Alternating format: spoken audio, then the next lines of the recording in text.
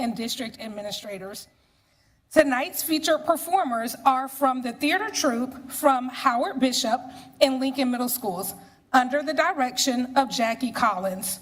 Troop 88521 has consistently made superior ratings at district and state assessments for the past 2 years. They've won district, receiving top honors and district representative for their performances. Their first piece they will perform is from Somewhere in the Middle of Nowhere, from the musical Come From Away, a show based on the incredible true story of 7,000 passengers stranded in Newfoundland, Canada after the September 11th attacks closed American airspace. Their second song is from the upcoming production of Spamalot, which runs from October 23rd through the 27th in the Lincoln Middle School Auditorium.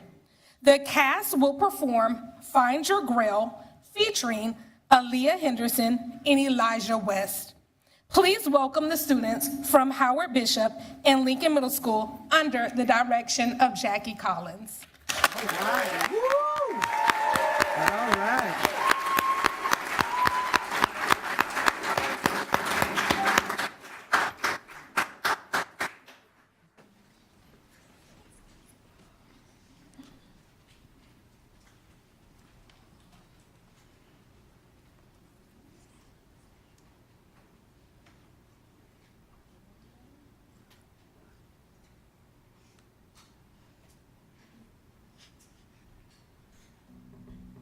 The wind starts to pick up. 50-mile-an-hour winds. We have been here too long. We're still on the ground, and there's a hurricane coming. And I'm thinking, we're running out of time. We have to leave. We have to leave now.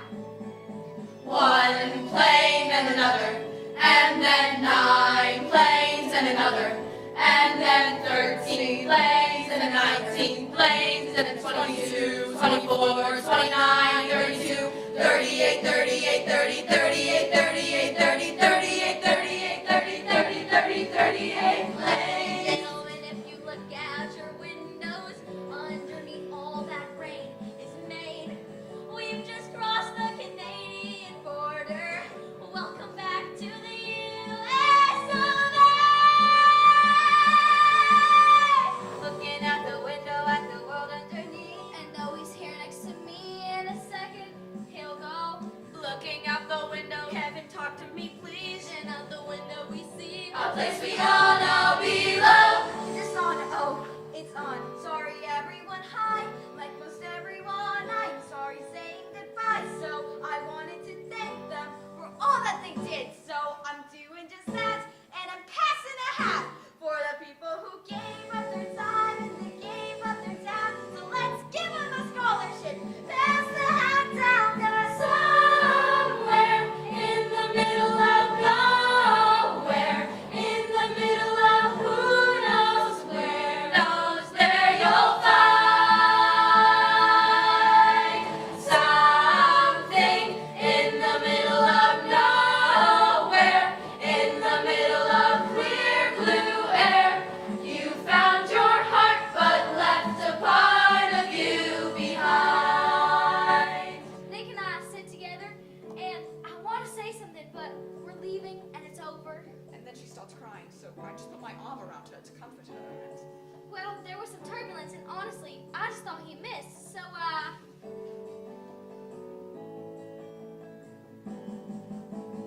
Ladies and gentlemen, if you look out your windows, you won't want to miss this.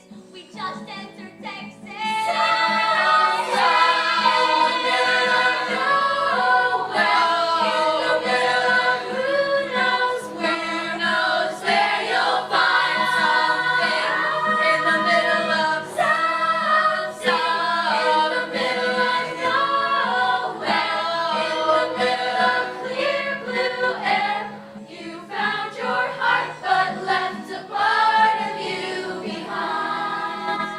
Everyone's eating and comparing stories. Where'd you stay? What'd you do? But mostly, Nick and I spent the plane ride home canoodling in the back. At one point, a flight attendant comes around and says, Hot towel, cold towel. Somewhere in between the pace of life and work and where you're going, something makes you stop and notice, and you're finally in the moment. Somewhere in the middle of nowhere, in the middle of who knows where, there you'll find something in the middle of nowhere, in the middle of clear blue air. You found your heart but left a part of you behind. Gentlemen, put your seats back and tray tables up. Right below us is the city where I grew up. Coming around past the field and the wheels touch the ground. Taxi, we're all cheering, we're now thinking everyone leaving for home in America. Home in America, home in America. Past the gate, up the stairs, and you're there. And he's waiting in line. No, I'm fine, Tom. I'm fine.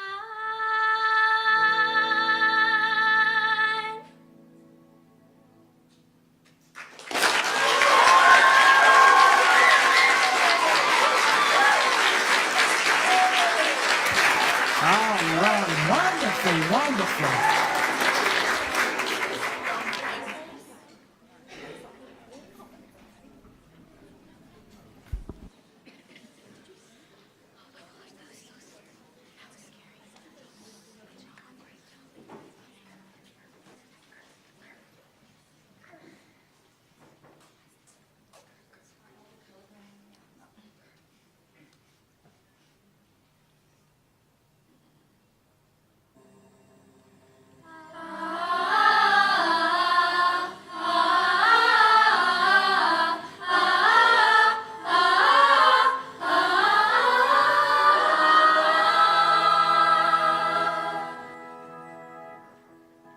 If you trust in your song, keep your eyes on the goal, then the prize you won't fail. That's your grail, that's your grail. And so be strong and keep it right on until the end of your song. Do not fail. Find your grail. Find your grail. Find your grail. Life is really up to you. You must choose what's to pursue. Oh, yeah. And set your mind on what to find. And there's nothing you can't do. And so keep right to the end. You'll find your goal, my friend. You won't fail.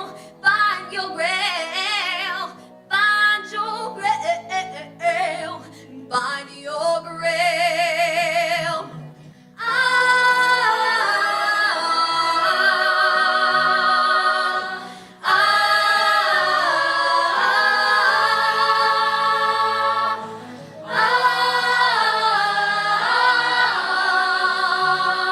Find your grail, find your grail. When your life seems to drift, when we all need a lift, trim your sail. You won't fail. Find your grail. Find your grail. Life is really up to you. You must choose what to pursue. Set your mind on what to find. And there's nothing you can do. You can do. Ooh. Right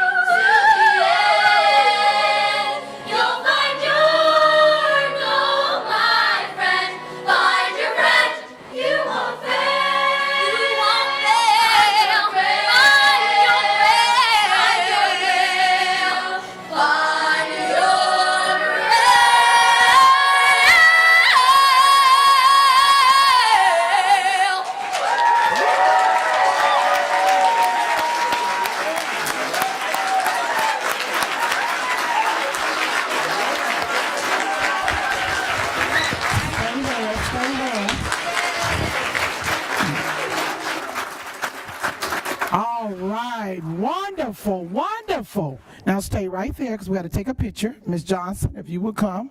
Board members, if you would come. You all did wonderful, wonderful.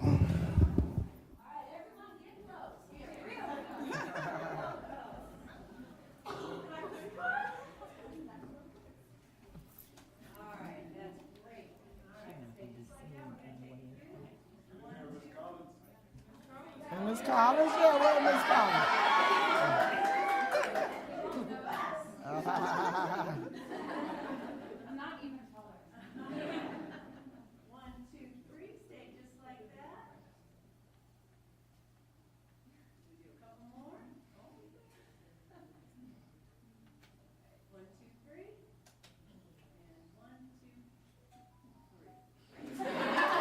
All right.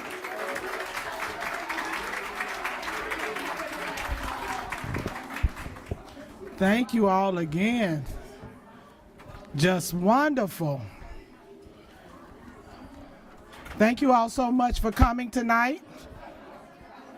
We'll give them a few minutes to exit. Yes. Just hold on. Dr. McNeely wants to say something to you all. Just wait. Just wait. Go ahead, Dr. I wanted McNeely. to say to all of you fabulous students, Yeah. this was the best of the best. Thank you so very much for your renditions. And I don't know who happened to be Lincoln or Bishop, but it's a combination and it's wonderful. And to the adults in the audience, thank you for all of your support. And this is why we need 1 mil. I don't want to say it by myself. This is why we need 1 mil. Thank you so much, students, Thank you all. teachers. Thank you, Ms. Collins. Yes. Keep doing what you're doing, Ms. Collins. Thank you so much. That's the way to open up school every morning. Imagine they can come hearing music every morning. Calm the nerves. Thank you all.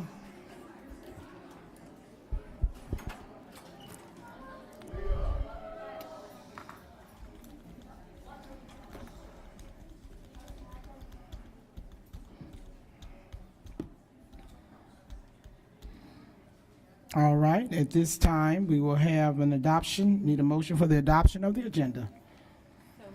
It's been moved. I'd like to pull items 6, 7, 8, and 9, the budget amendments, please, and move them to action from consent.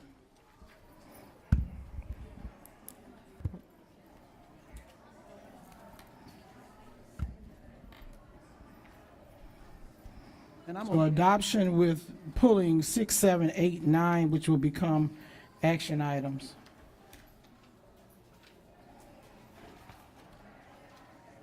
It was moved by Dr. Rockwell. Is there a second? second. Second by Ms. Abbott. Is there any discussion? Hearing none, all in favor? Aye. Motion carries.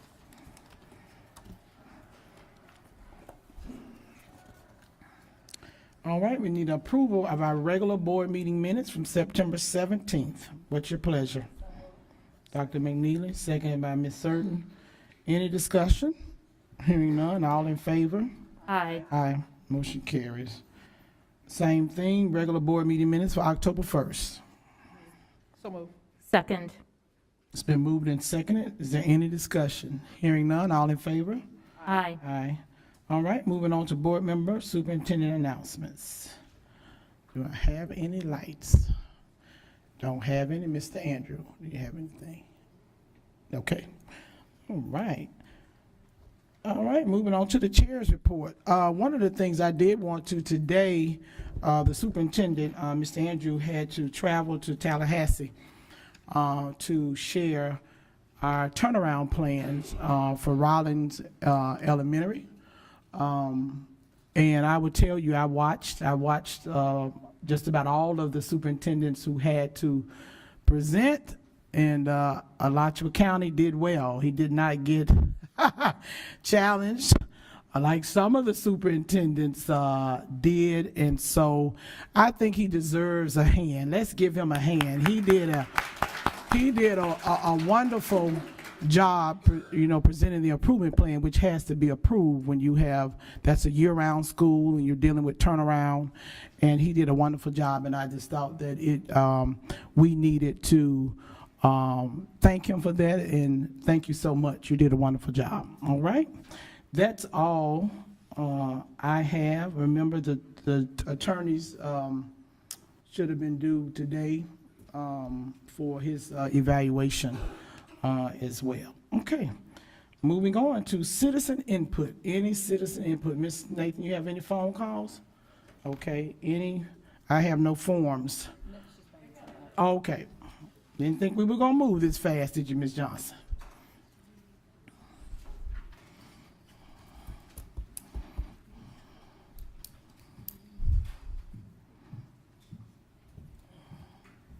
Thank you, ma'am.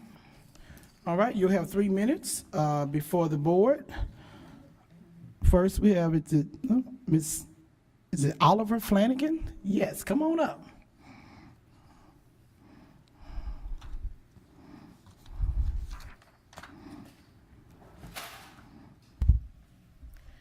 Hi, my name is Oliver Flanagan. I'm currently a junior over at Santa Fe High School.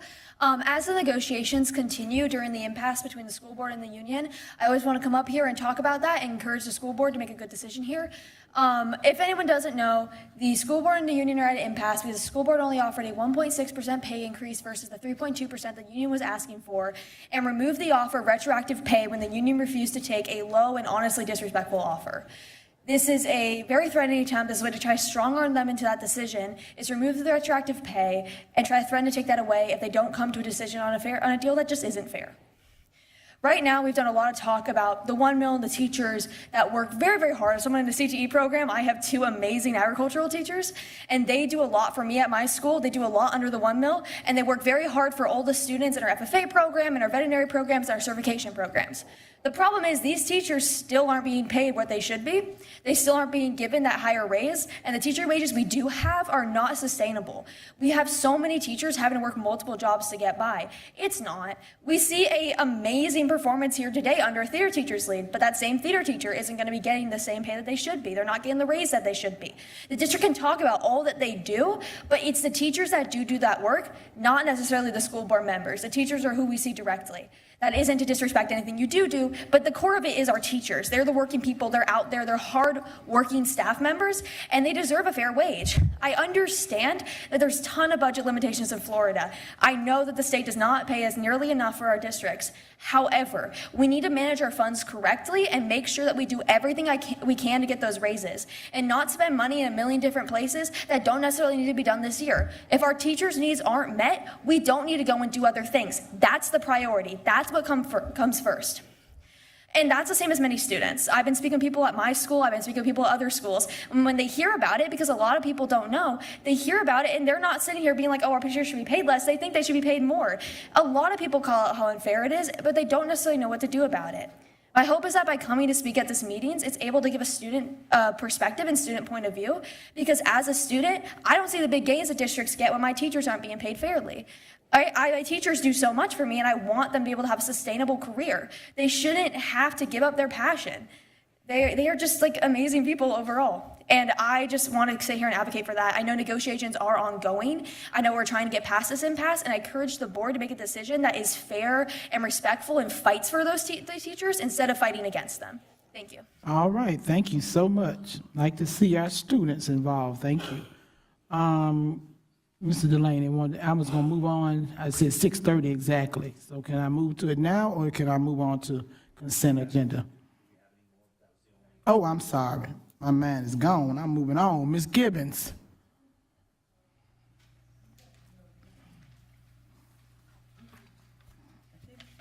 Hi, I'm Nora Ann Fitzgibbons, AKA Meemaw. All that beautiful stuff you just saw, the dancing, the singing, the happiness, the arts, the fulfillment of potential. My granddaughter sings beautifully. She draws. She loves chess. She dances with one of the teachers, one of the adults out here at the church. She loves acting. She has so much potential. These are the things that happen in our public schools that some children are denied having because they're disabled, because it's hard sometimes to have them in a school, but not so hard that we can't figure it out, because now we know about autism. We know what works and what doesn't. We know what supports make it possible for them to be able to do what you just saw, have that life that they deserve also. World War II, the Nazis killed autistic people. We housed them in Takachali and different institutions, or isolated them in a bedroom in a house. We're not doing that now, and you're a part of the pioneers and forefront of coming out of those dark ages. There's a new therapy that's very successful called relationship development intervention. I'm talking with people from Canada, from Europe, that facilitate this, that say schools that do this and work together. It's miraculous what happens for autistic people. My granddaughter had 2 weeks in this school. Some of the people were for her. They believed in her. They knew it was hard the first weeks because of the trauma she'd had in other schools. But she wasn't given a chance. She wasn't given a chance. I'm asking for a chance. She's in the therapeutic horse equestrian Special Olympics. She has a horse that was abandoned, abused, and thrown into a swamp named Dusty to die. Sores all over him. That's her horse. She wanted that horse, the one that no one believed in and abandoned and rejected and revoked. That's the one, that's her horse that's going to go to the Olympics with her. To watch those two together, to see these group of autistic kids out there with these horses. Oh yeah, I wish you could do that. 1 Peter 5:7, give all your worries and your cares to your God box because he cares about you. In her Sunday school class, write down 3 of your biggest fears. So in her little funny autistic handwriting, she writes snakes, and then a neat little brain wave thing on the back, which they do. Math tests, school, Thank you, Ms. Gibbons. Thank you so deathly much. afraid of school. Thank you. Let's change that. Thank you, Ms. Gibbons. Thank you. Leo Quirk.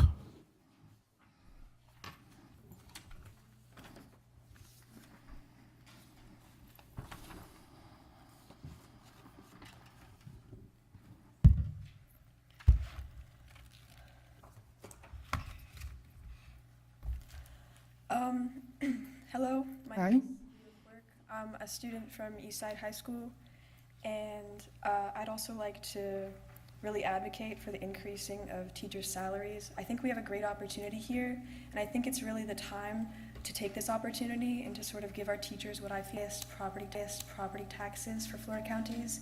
And I think that we should sort of have that represented in our teachers' salaries. And I think that it's something that you see talked about, and I even see talked about as a student amongst students in our schools, that our teachers aren't paid enough. And as the child of a teacher myself, it's just really disheartening to have to see how passionate my mother is for teaching, and how we couldn't afford certain things, and how much money she had to spend outside of her, outside of the money that she was given to do things for her students because she cared about them. And I think that we're really at a point where we have a teacher shortage, and teachers are leaving the field after 5 years, and it's just so overwhelmingly disheartening to see my own teachers so overcome by exhaustion and unable to sustain themselves, and they just end up losing passion for a profession that they went into, something that they never even went into for money to begin with. And it's hard, people dedicate themselves to doing something they love, and at the point they just can't do it anymore. And I really hope that we can change something about that soon. I think this is a great opportunity for our school board. I think that we've been an initiative for things in the past, and I think that we can do that again. Thank you. Thank you. Thank you so much. Trying to read the reading. Is it Mariana Pageant? You have a nice handwriting. I was just trying. Sorry about that. That's all right. Try not to write in cursive. That's all right. I am a parent of two twin girls at Alachua Elementary in Miss Melarogno's class. I received a letter today as a parent that my girls brought home saying that basically, after I called the counselor, all of the senior teachers are being pulled, including their teacher. And these girls, they have struggled academically since COVID, and we are so thankful to have Miss Melarogno, and she is organized, she's a senior teacher. My girls' grades, they've just excelled in her class. She said that she was just given this information yesterday, and they're packing up their bags in their classrooms tomorrow. My girls came home highly upset about this. I'm highly upset about this as a parent. I feel like parents weren't giving a time to rally and back these teachers. We're very upset about them leaving. And when I talked to the counselor today, they basically said that these senior teachers that are leaving are going to be filled in with substitutes. So I want to know what's going to be done about the senior teachers who are leaving. Basically every fifth grade pod that has a pair of teachers, that when I asked if there were any other pod that I can move them to with a senior teacher, she said there were none, because all of the pods were disturbed by this movement and this transition of teachers. So I want to know what's going to be done for these children and my girls who have struggled so academically and have finally found this just fantastic example of a teacher who's being moved out, and there's nowhere else to move these children if all of these senior teachers are gone and they're being filled in with substitutes. The other teacher that they have in the pod, he's a wonderful teacher as well, but he's a first-year teacher. And my mother is a senior, a veteran teacher, and I think time and experience you can't replace unless you have been in there. And so I felt very saddened by this news, that this was a decision that was made. Teachers were only made aware of it last night, and that they gave them one day and they are packing up their classrooms tomorrow. All right, thank you so much for coming, and we don't converse back and forth now, but I do have your information, and we'll have the appropriate staff follow up with you. Thank you. Okay, thank you so much. All right, moving on. It's almost 6:30, and I do have one that wants to speak to the hearing. All right, Mr. Spilius. Oops. Am I on? Okay. Yes, now you're on. We are here for a public hearing for amendments to Policy 512003, School Choice. The amendments to Board Policy 512003, including additional language added since the first reading on September 17, 2024, shown highlighted in yellow, are shown in the attached policy, and a summary of those amendments are set forth in the statement of purpose and effect at the beginning of this document. All right, is there a motion? So moved. Is there a second? All right, now discussion. Ms. Rush, you're welcome to come forward.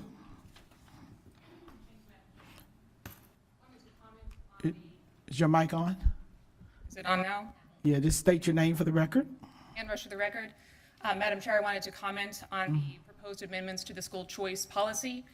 A lot of the policy language is being moved to being published on the district's website instead of being published per policy. There's no restrictions based upon when the district can change what is in the policy as posted on the website, as evidenced by the district's behavior last year. During the middle of the magnet enrollment period, the district chose to make dramatic changes to the magnet programs, at least one of them.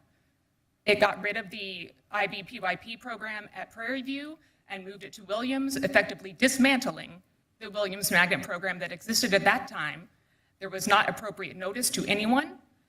If we're going to change this policy to be fair to the parents and to the public and to the teachers and staff at these schools, there needs to be some minimum notice period during which the district staff will not make changes to the magnet programs that exist prior to the enrollment period opening.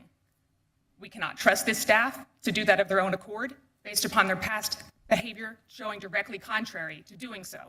I ask the board to reject the policy as is presently proposed and put appropriate restrictions on the district staff to force them to behave responsibly, given that they have refrained from doing so in the past. Thank you. Thank you. Any other comments at the public hearing? Any phone calls? You can.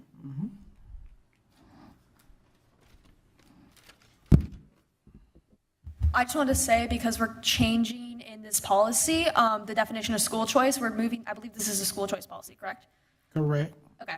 The school choice policy, we're changing it from just including magnet and career and technical education programs to including just magnet programs. As someone in a career and technical education magnet, I know this is due to some CTE programs not being magnet programs. That needs to be clearly defined, what programs are magnets, and I would definitely prefer that to be in policy. If it's on a website, it's a lot more subject to changes that don't have to be as reviewed. It's in just a weird gray line that's been mentioned.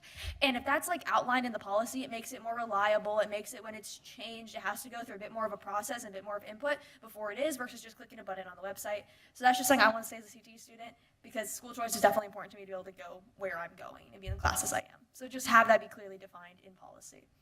All right, thank you. Anyone else? All right, back to the board. Any comments? Yeah, Madam Chair. Yes, Ms. Surton. Thank you.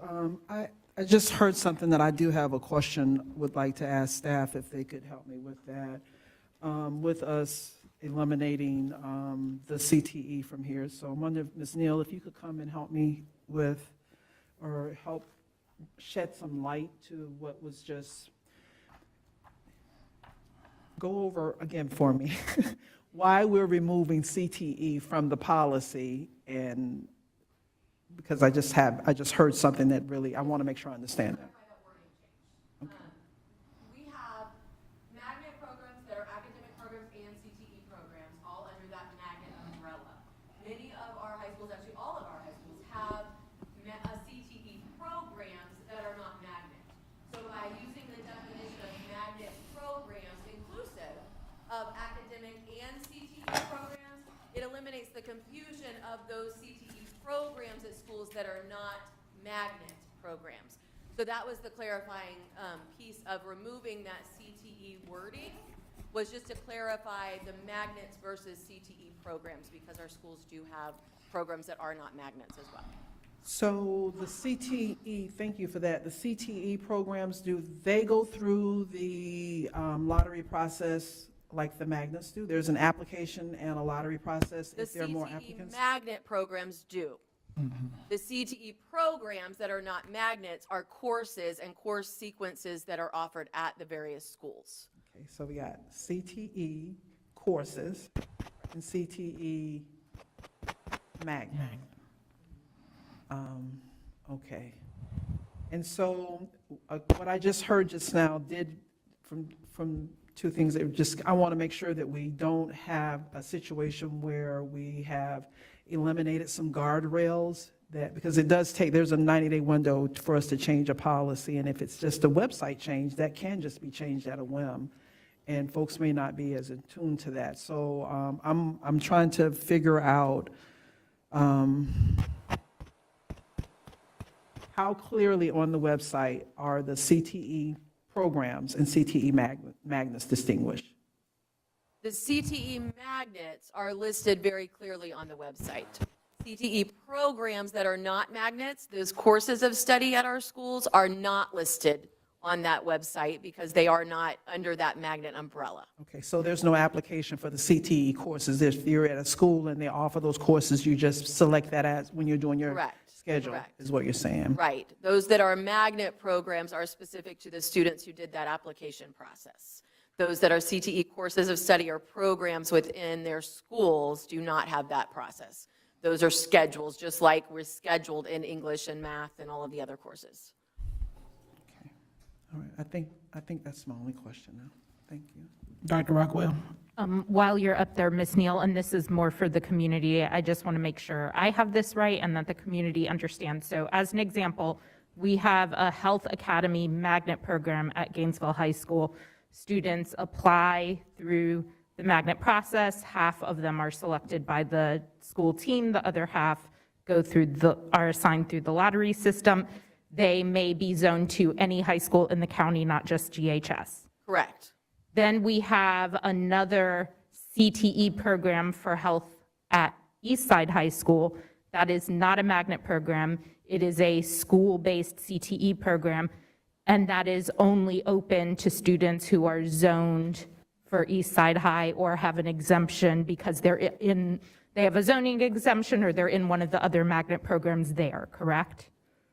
They may or may not be in one of the magnet programs. Typically, those magnet programs at Eastside are so full scheduled that they can't do both. Okay. But that is correct, that the one at Eastside that is a CTE program, not magnet, is for students who are zoned to Eastside or on zoning exemptions to Eastside, where the GHS program is by application. And Exactly, so that's the GHS clarity. program will be found on that magnet website. Yes, ma'am. The East Side program will be on maybe our CTE website. Potentially the CTE website as And well the as school. the schools. Okay, I wanted to give a concrete example so everybody listening would really understand the difference since it's a little confusing. Yes, ma'am. It is, especially when there's same types of programs, some being magnets, some not. All right. Any other questions? All right, all in favor? Aye. No. 4-1? Okay. Motion passes. Any phone calls on that? No? Okay. For this? No. Okay. You're talking about citizen input. Okay, we'll come to them shortly. Deontay Lee? Well, he's already made the call. Hold on 1 minute, Mr. Lee. Go ahead. Okay. Come on, Mr. Lee. State your name. You have 3 minutes with the board. I'm Deontay Lee. I'm a new director at Boys and Girls Club here in Gainesville, Northwest. I'm so sorry. Yes, go ahead. Now we. Deontay Lee. I'm the new director at Boys and Girls Club Northwest here in Gainesville, here in town. We're having a big event next week, and we're partnering with Children's Trust of Alachua County to host that Lights On After School event. This event is basically to highlight the importance of after-school programs and the benefit that they have to our community. At this event, we'll have food trucks. We'll have a bunch of community vendors coming through to table the event as well, and also other after-school programs that do similar work that we do will be there as well to table events and to show the community what they're doing for our youth. I'm here basically today to advertise it, let people know that we're doing this, we're having this event and partnering with Children's Trust of Alachua County, and to invite the entire community out for this event. Like I said, I wouldn't be long. I just want everyone to know that we're having this event. We look forward to seeing you guys there. All right, thank you so much. And what's the date again? Yes, the 24th, so it'll be next Thursday, What time? 4 to 6:30. Okay, I'll make sure. I'm sorry, it's 4:30 to 6. I apologize. All right, thank you so much for coming to share that. Well, everybody who's watching just heard you, and those who. Cool. See y'all there. All right, thank you so much. Phone call? Yes. Yes. Because I had to go to the hearing, yes.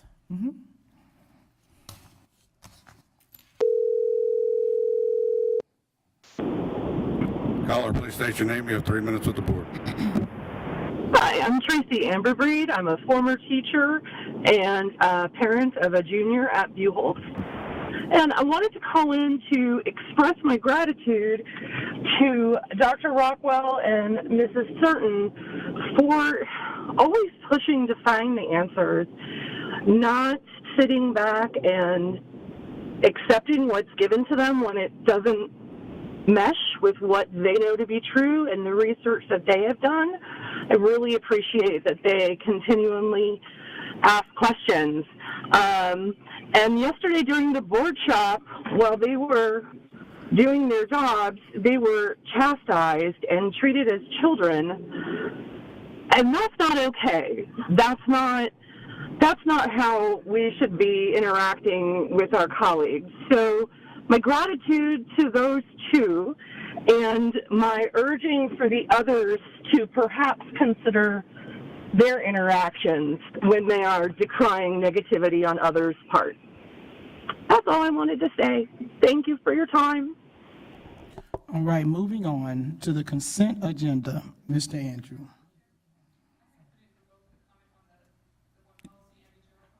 You already commented on the policy for choice, which, oh, I didn't. Oh, I thought that was, okay, go ahead, Ms. Rush. And Rush, for the record, I also wanted to comment on the board workshop yesterday. startling information that was presented as part of the budget. It was enlightening as to the negotiations with our teachers as to why we are stuck at 1.6%, given what our reserve would be in our general fund if we went higher than that. What would our general fund be if we actually gave the teachers the 3.2 that they're asking for? The public should know. Previously on the district's website, it was published all sorts of financial information. There was a lot of financial transparency published up through about 2021-2022 school year. There is no data published since that time. I believe the Department of Education auditors have directed you all to make more of that information available. I look forward to it becoming available. Prior to it shutting off, it showed that in 21-22 that there were soaring administrative costs and that instructional costs remained flat. That's where our money has gone. That's where our teachers' raises have gone.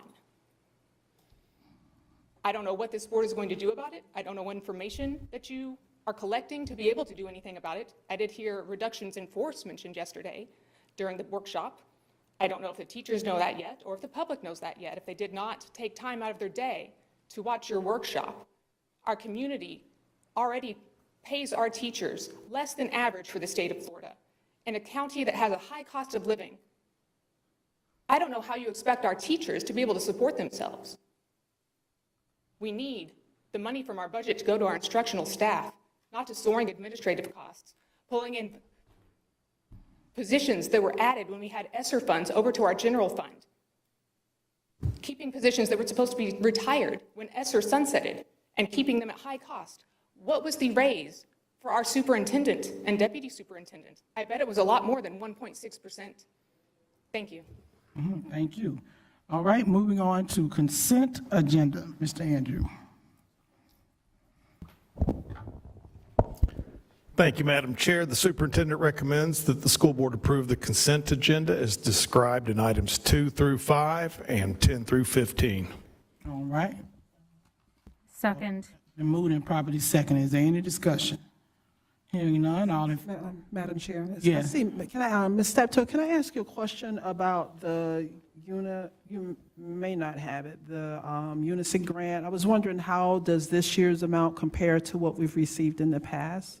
The grant amount for this year is approximately $300,000 less than last year. We have two fewer schools in SI status. All right. Thank you. All right. No other questions? All in favor?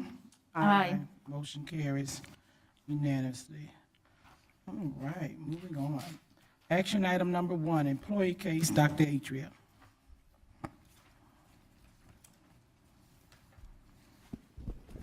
Thank you, Madam Chair. The superintendent recommends that the school board suspend the employee with pay for a period not to exceed 90 calendar days.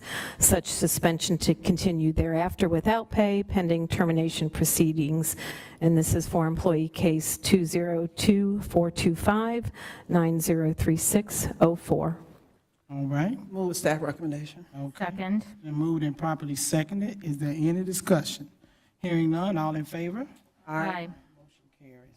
All right, moving on to school improvement plans, 24-25. Ms. Besner and Dale.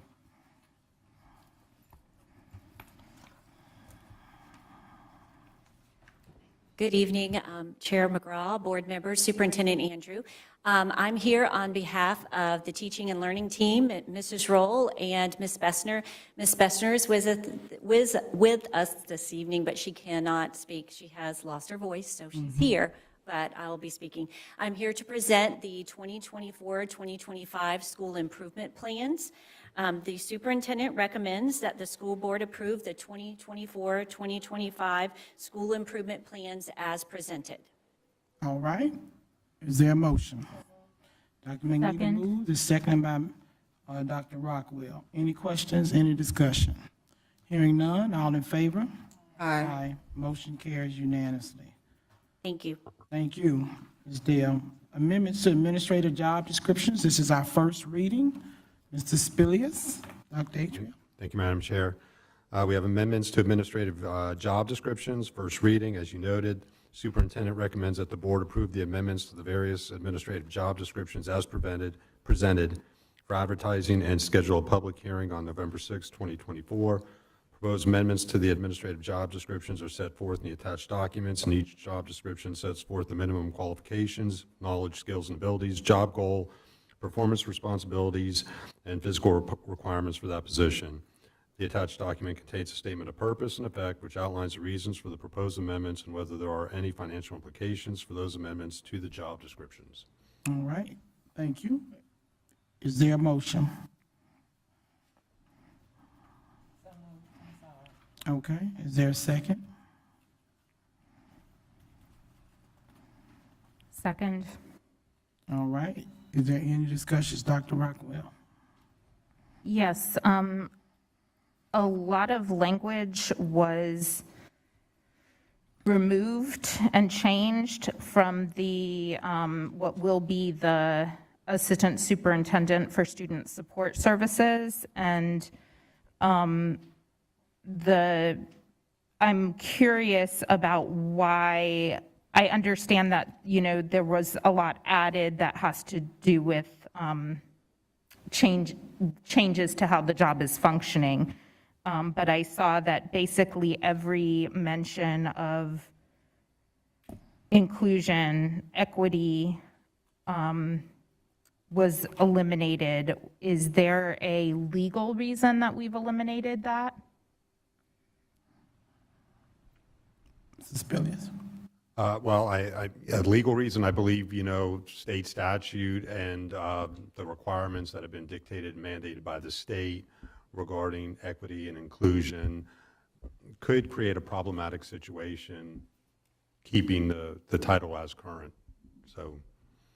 So, I mean, inclusion is least restrictive environment in ESE as well. So I don't see how that could be required to be removed.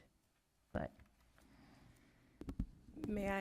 The change was made based on, go ahead. So there are several things that have come up with my title specifically. There have been concerns with the title chief itself from some members of the community across the time in which I've held the position. But in most recently with our PD that we had to submit to the state, they would not accept any of the trainings that we had if it included the words culture or equity. When it was shared with the state that that is actually in my title, they said, again, we will not accept it. And so we had to go back and make revisions as it relates to the training. So what we attempted to do was to change the language to align with what's in a lot of the other state rules and policies, knowing that much of that is equivalent to equity and inclusion, but using the language that has not caused any issues in what we've submitted in the past. And so if you look at the actual information that's presented, it still has the same intentionality in terms of serving the students and being inclusive, and I know exactly what you mean in terms of students in an inclusive environment. The same could be true of school culture, right? Like, why would we not have that word? But it has presented problems, and so we wanted to do it in a way where it wouldn't create issues as we move forward. yeah, thank you for that clarification. Sometimes I know the answers to these questions in my brain, but I want them stated for the record so that the community knows the reasoning behind why we're doing something. All right. Any other discussion? All right, all in favor? Aye. Motion carries unanimously. All right, thank you all. Moving on to our final order on book challenge. Last night at the Telegraph Club, Ms. Siegel.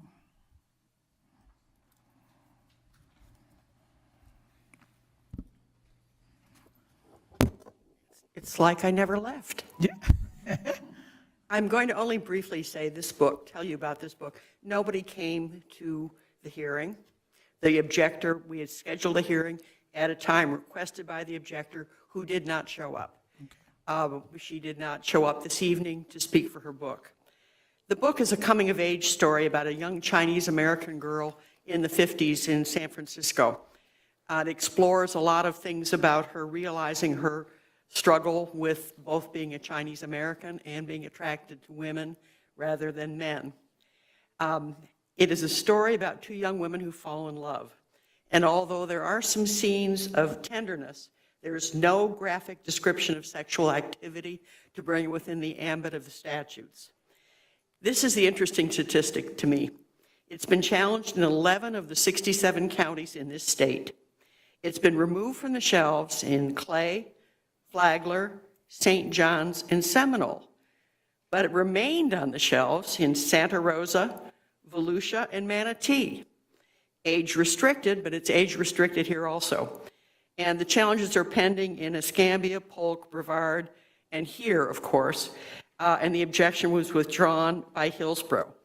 The book is not used for instruction, it's merely a library book. It won the National Book Award in 2021, Pacific Southwest, Northwest Young Readers Chance Award, the Stonewall Award. The DAC here approved the book unanimously to stay on the shelf, finding it had artistic and literary value, historical value due to the Red Scare going on in this country back in the 50s. The professional reviewers recommended it for grades 9+, and that's where we have it here. Dr. Jackson wrote a very thorough and well-written and somewhat poignant description of the book, and it's the recommendation of the district to approve Dr. Jackson's recommendation and keep this book on the shelf. All right. Thank you so much. Is there a motion? So moved. It's been moved and properly seconded. Is there any discussion? Hearing none, all in favor? Aye. Motion carries unanimously. All right. Moving on to the superintendent's evaluation, Mr. Delaney.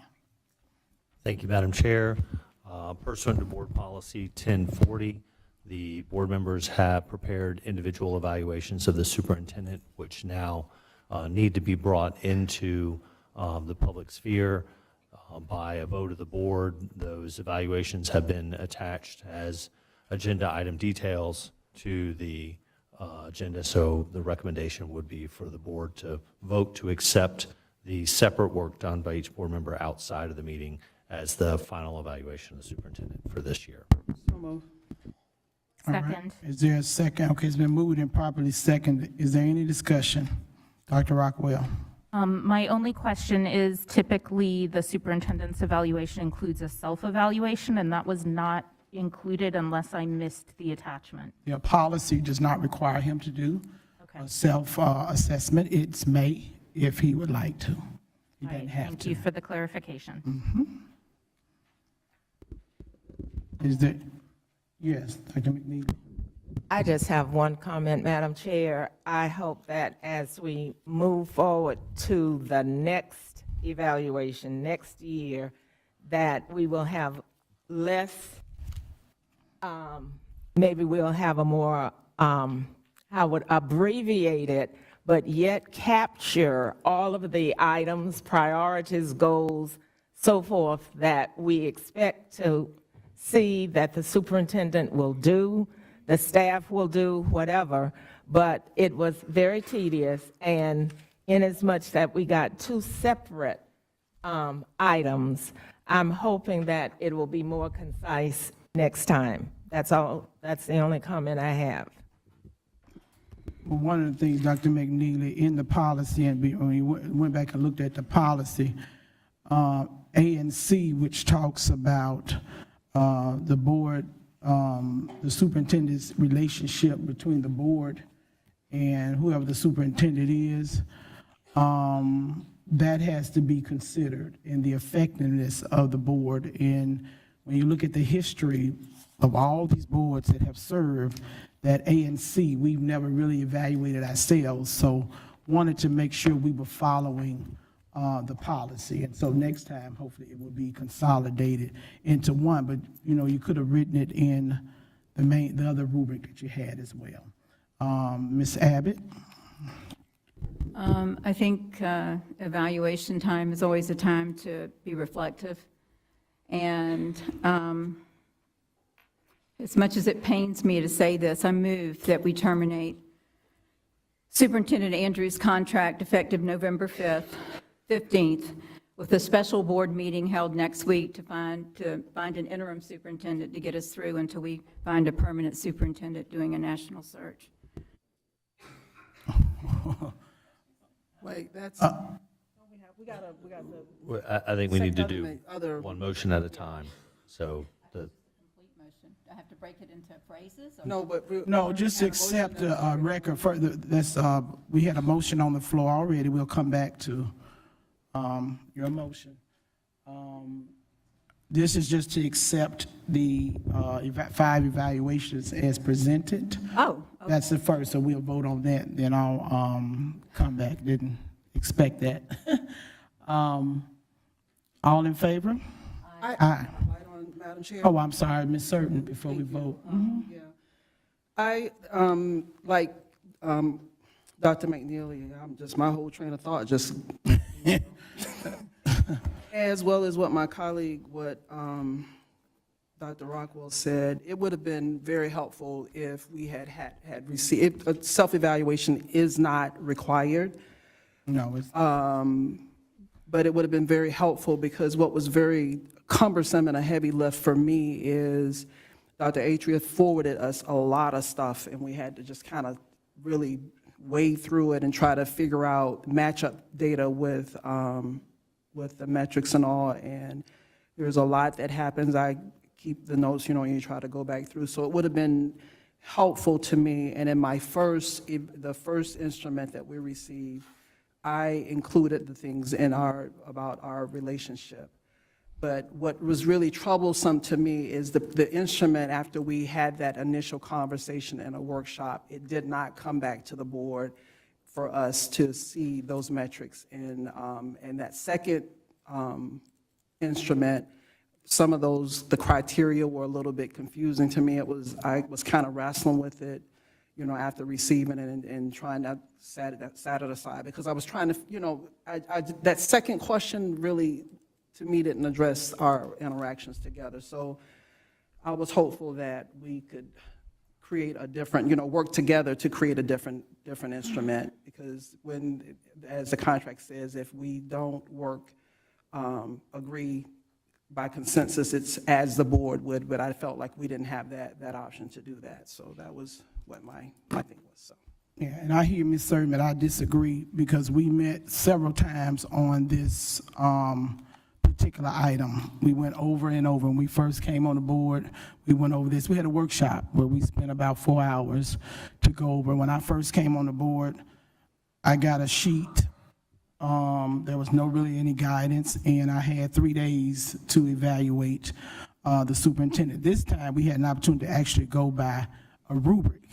And as we move forward, when you look at rubrics, you had a section for comment, but you also had things lined up based on the goals that we all agreed on. We agreed on this sheet. We all went down, and we agreed. We can go back and watch the tape, because that's part of the problem now.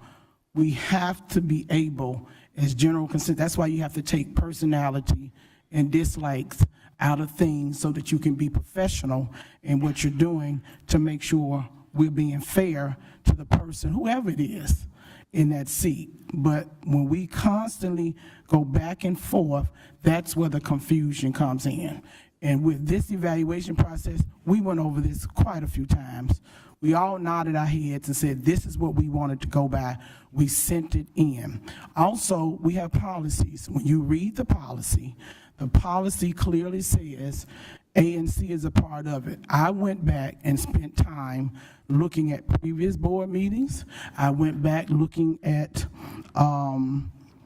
others, and it's up to the superintendent whether they want to do a self-evaluation or they don't. That is an option. They don't have to. But all I'm saying is, we had an opportunity to go over this, and once you go over this, you had a workshop, so we can't make motions in the workshop. But when we came to the board meeting, we accepted those minutes. Those things were approved. Mr. Delaney, I saw your light on. I didn't know if you want to speak after Ms. Certain had spoke, but I wanted to say that. Okay, but I'm gonna get Mr. Delaney, because his light came on. Yes, ma'am. I was just going to say, there has definitely been discussion about the superintendent's evaluation over the years, going back 10 years or more. And I think that my recommendation would be that we go ahead and schedule a workshop probably for the late January or February timeframe, and really address the superintendent's evaluation format in conjunction with the strategic plan in conjunction with this policy, kind of, because all three of those things, those documents interact, and the board may be more satisfied with the result if they're looking at all three documents at the same time. So that, I think that might be a solution for going forward. All right, Ms. Certain. Thank you, Madam Chair. I agree that we had a meeting, but the problem that I had was the metrics and those things that when we decided upon, and I pulled out the sheet that had the priorities that we agreed upon, we never saw that until, or I didn't see it until we got the evaluation instrument. That was my comment. The initial instrument when we first started with, did not include the priorities that the board agreed upon. I wasn't taking issue with that. What my question and my concern that I've had is the instrument that we finally settled upon and the rubric that as it was outlined, that did not come back here and for us to vote on it and to approve it. Yes, we did approve the minutes from that, but that rubric was not developed in the workshop, or maybe I missed that because I think I did miss the workshop. So if I've misspoken, I apologize for that. That's okay. All right, thank you. Dr. Rockwell? Thank you, Madam Chair. So first of all, I recall that workshop where the rubric was brought and feedback was given about it. Some of the items in the rubric had things like most, almost, all, always, things that weren't actually measurable. We had brought that up. I know that I had brought up the fact that this board formally adopted through a motion and a vote priorities for the district for last school year because at the time we did not have an adopted strategic plan. Two of those priorities, strategic planning and rezoning, were omitted from the rubric. And it says that the board will adopt the evaluation instrument, and that did not happen. It should have come back to this board for a vote. I also agree that a self-evaluation would have been helpful because, again, we were given a lot of data sets, and with the exception of the data set from the transportation department, those data sets were often not directly aligned to the measurable items in the rubrics. And my feeling, if I had the opportunity to write my own evaluation instrument, my own rubric with my own measurable goals that I knew I was going to be evaluated on at the end of the year, I would be keeping extremely careful data that aligned to the rubric that I had written because I would want to know how I was doing in my performance toward my evaluation. And if I had been doing that, it would be very easy to provide those data sets that were directly aligned to the rubric I had written myself. So that was something I observed that was concerning to me, as well as the fact that the instrument omits two of the goals that this board formally adopted through a motion and a vote, and that the instrument itself was never formally adopted in the same way. Well, and everybody's entitled to their opinion, and we met and we voted upon With all due respect, facts that we did not motion and vote on it, that's not an opinion, that's a fact. Okay. That didn't happen. Dr. Rockwell, well, I'm not going to go back and forth with you this evening. Is there any other discussion? Hearing none, all in favor? Citizen input. Any citizen input, I'm sorry. Any citizen input? Any phone call? All right, Is there, can we vote on this? Just accept them into the record. She's not coming in. All in favor? Aye. Thank you. We move on. Okay, Ms. Abbott? So I'll say it again. I move that we terminate Superintendent Andrews' contract effective November 15th, and that we have a special meeting next week where we all come together and bring people that we would like to see as an interim, their names, and we vote on an interim to fill in while we do a superintendent search. All right, you've heard the motion. Is there a second?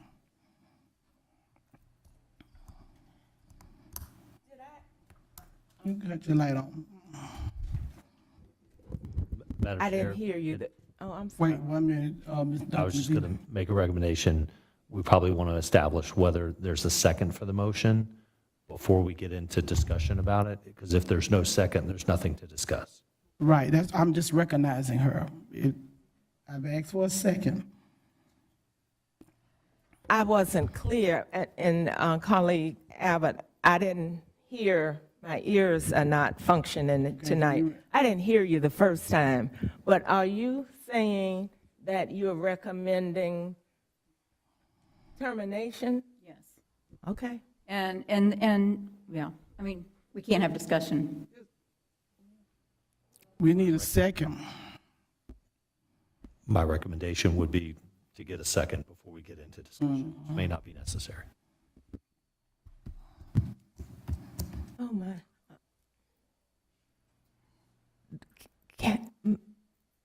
Attorney Delaney, I'm sorry. May I ask?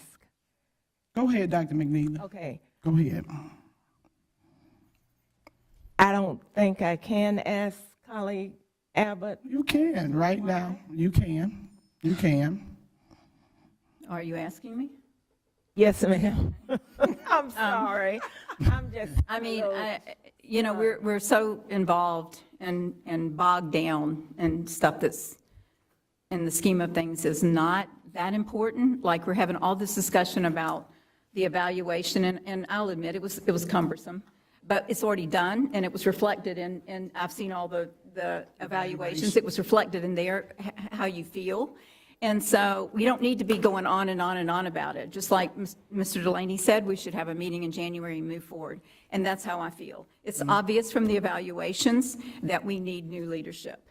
And there's no need to delay this. We need to move forward. And it has been my feeling that I'm not the only board member who feels this way. And so it's very difficult for me to understand why there's not agreement on it, but that's where I'm coming from. Okay.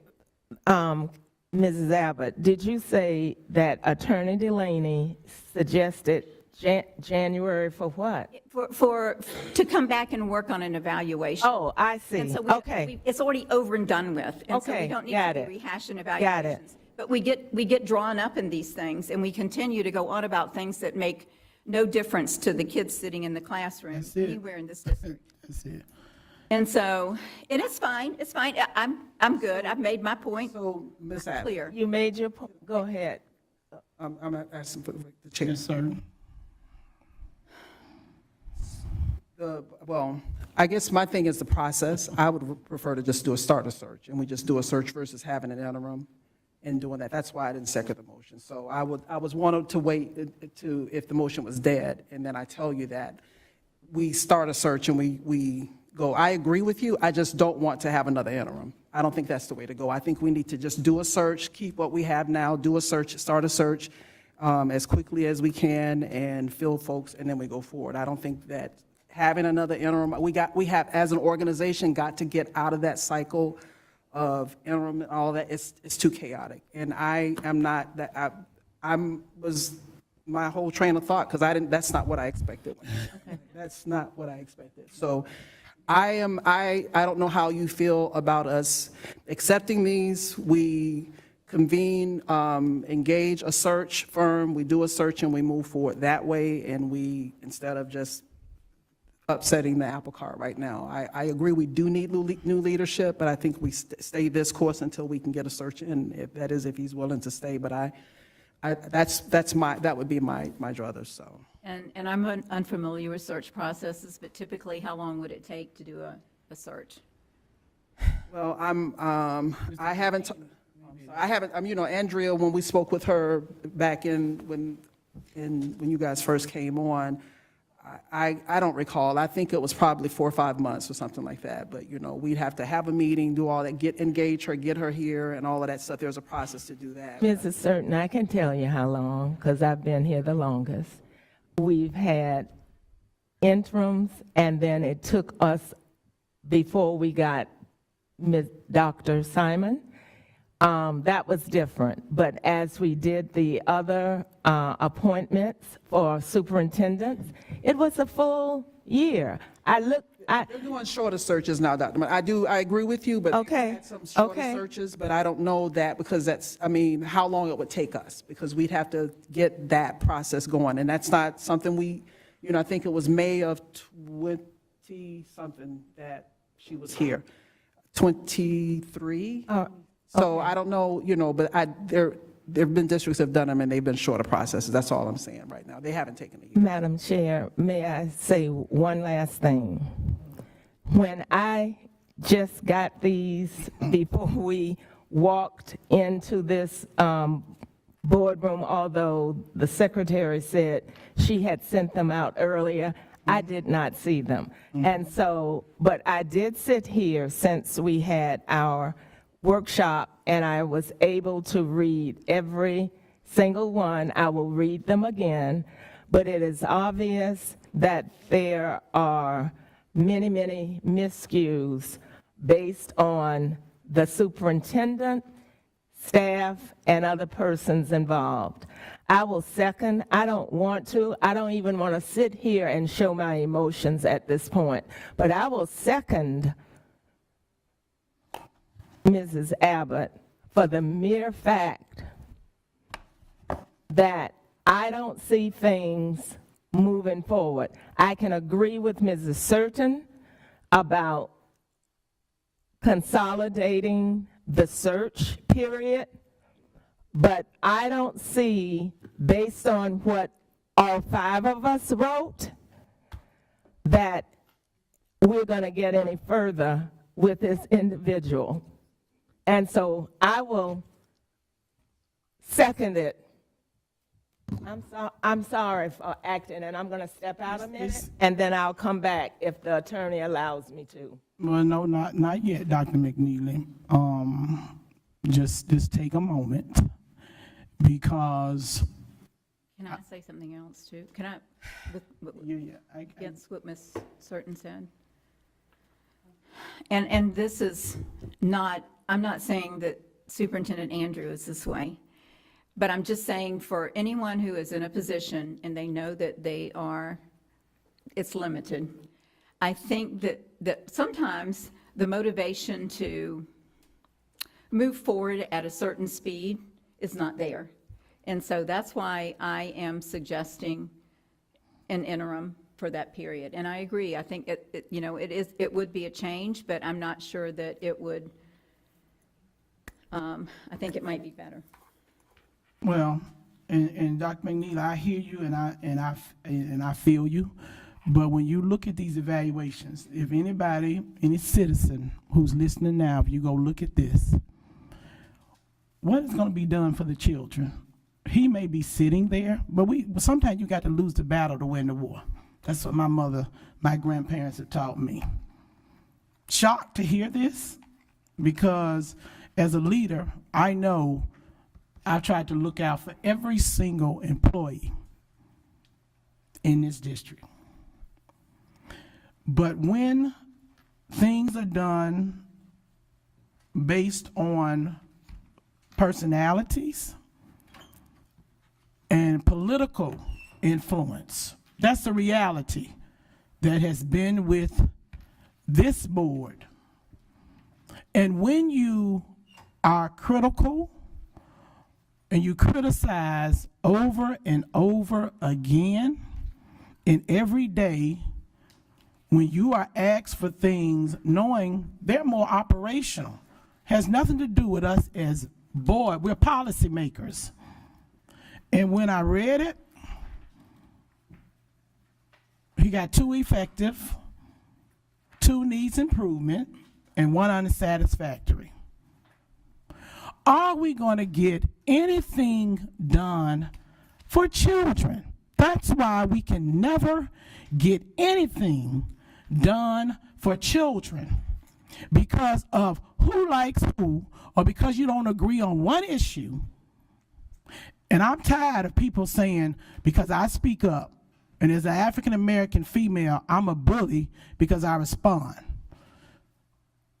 This board, everybody knows it's a reality, and I'm not afraid to have tough conversations. And you're not always liked for that, but one thing I have done, I have made sure this past year when you come in these board meetings, everybody in here is respected, everybody is heard, and we move on.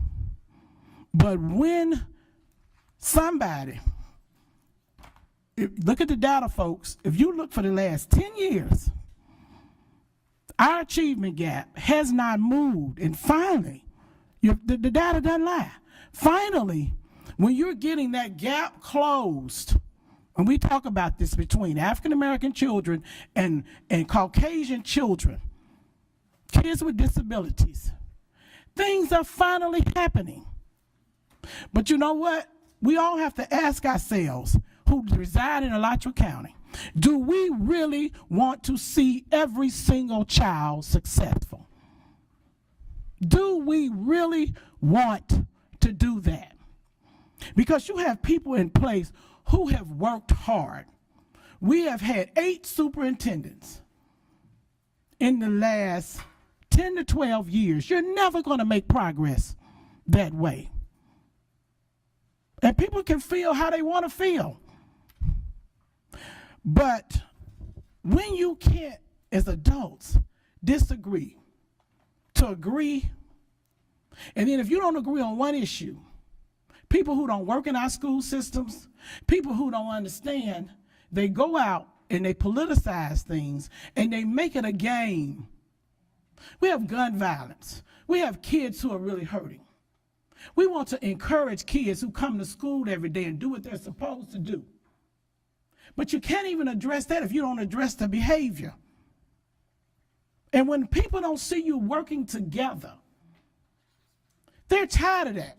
And then you say, who's going to come to Alachua County to be a superintendent if we have a history of changing superintendent like running water? This man has worked. I don't care who the superintendent is. I'm going to support them. And when people call in, the 3 of us do a lot of stuff, seen and unseen. Those who know Diane McGraw, that's all I can speak for. I'm in the schools. I'm going to visit. But you're not always likable. But you know what? I've made sure our board meetings are much calmer. People are not coming here like we used to be in here to midnight, because that's a matter of respect. But you think, and I hear you, Dr. McNeil, and I feel you. But you think after reading this that it's fair? Would you want your spouse, your husband, your brother, would you want him to have to sit in this seat and be scrutinized every day? And sometimes you find to say what? It ain't worth it. Because we have staff that has been stressed. And you know what? But your data, I will lay my life on this. Your data has moved in Alachua County. Career and technical education is happening in Alachua County.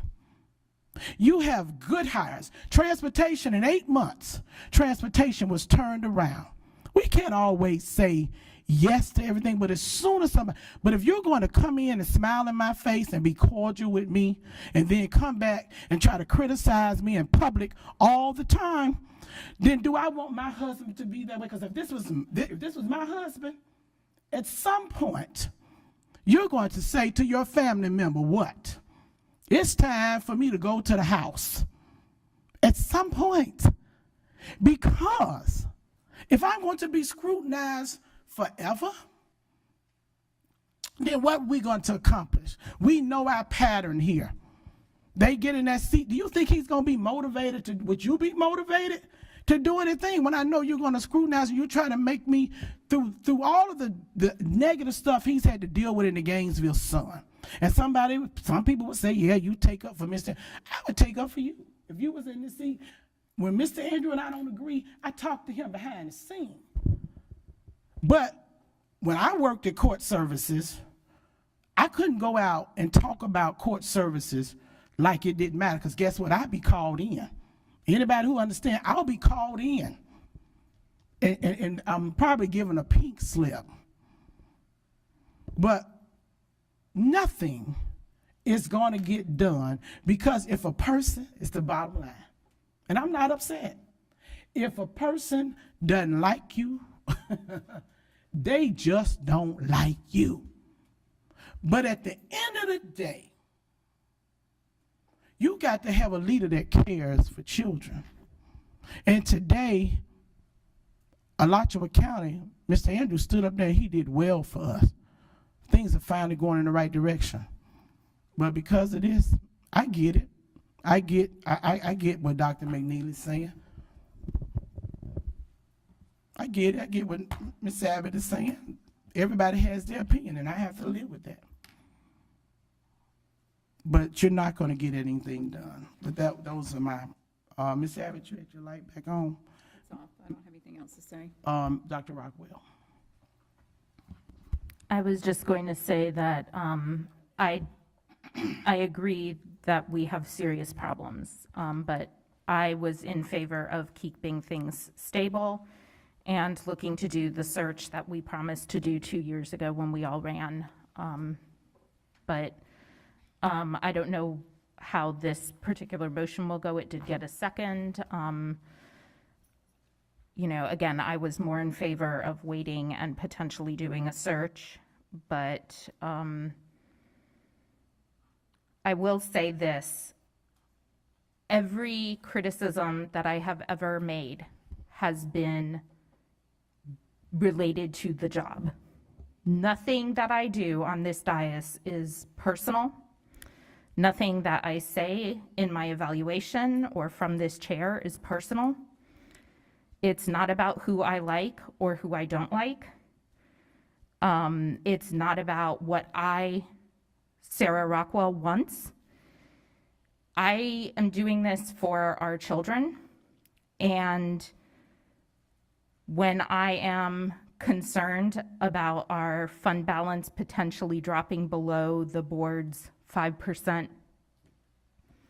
required by board policy, we're looking at a fund balance of possibly as low as 4.44% because of decreased enrollment and excessive expenditures on projects that I questioned. And I questioned them not because they weren't good ideas, not because I don't want our children to have good things, not because I don't want our faculty and staff members to have good things. It's because we have a limited amount of money. And it's important. I mean, our job, we often speak about what's operational and what's governance. Being the oversight for the budget is one of our primary governance responsibilities, and I take that job very seriously. And, you know, if we manage to move the achievement gap a little bit, but we allow our fund balance to drop so low that we potentially get taken over by the state of Florida, that's not good for the children of Alachua County. It's not good for our teachers or our staff. If we do things because they're good ideas without having carefully constructed plans for how we're going to pay for them and implement them, that's not good for our children. And I really don't appreciate the implication that this has ever been personal. I don't believe it's personal for any of us. Perhaps we have different ideas of what's best for children, but I don't believe that it's personal when people ask questions or make criticisms. I don't believe that that's personal. I've sat on this dais with you all for 2 years, and I've heard your passion, and I don't believe that this is personal. So I just wanted to say that.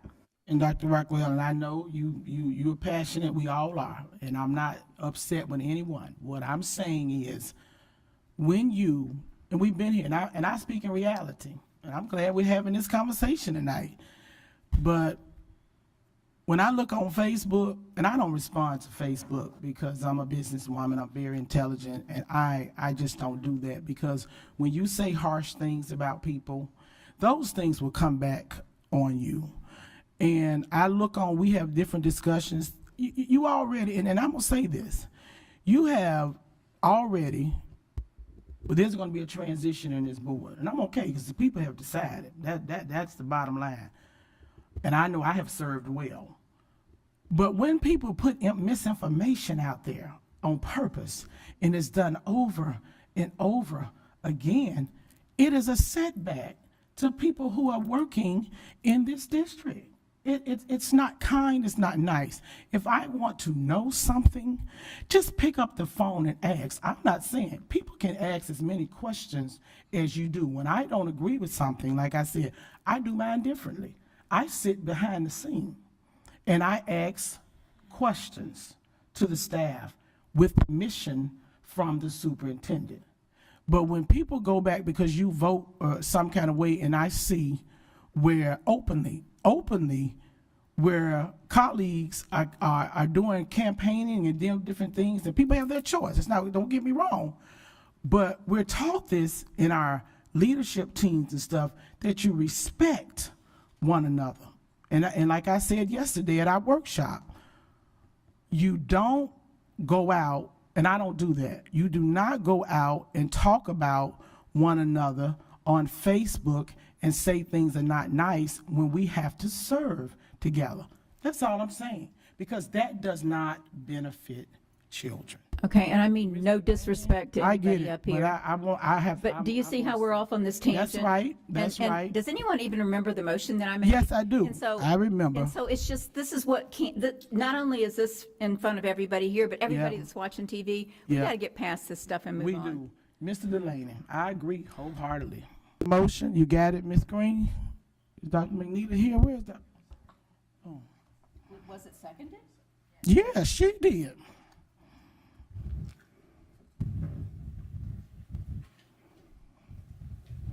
Y'all ready? Do roll call? I have 5 callers on this issue.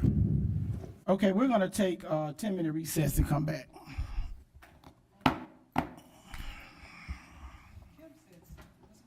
She asked for a recess.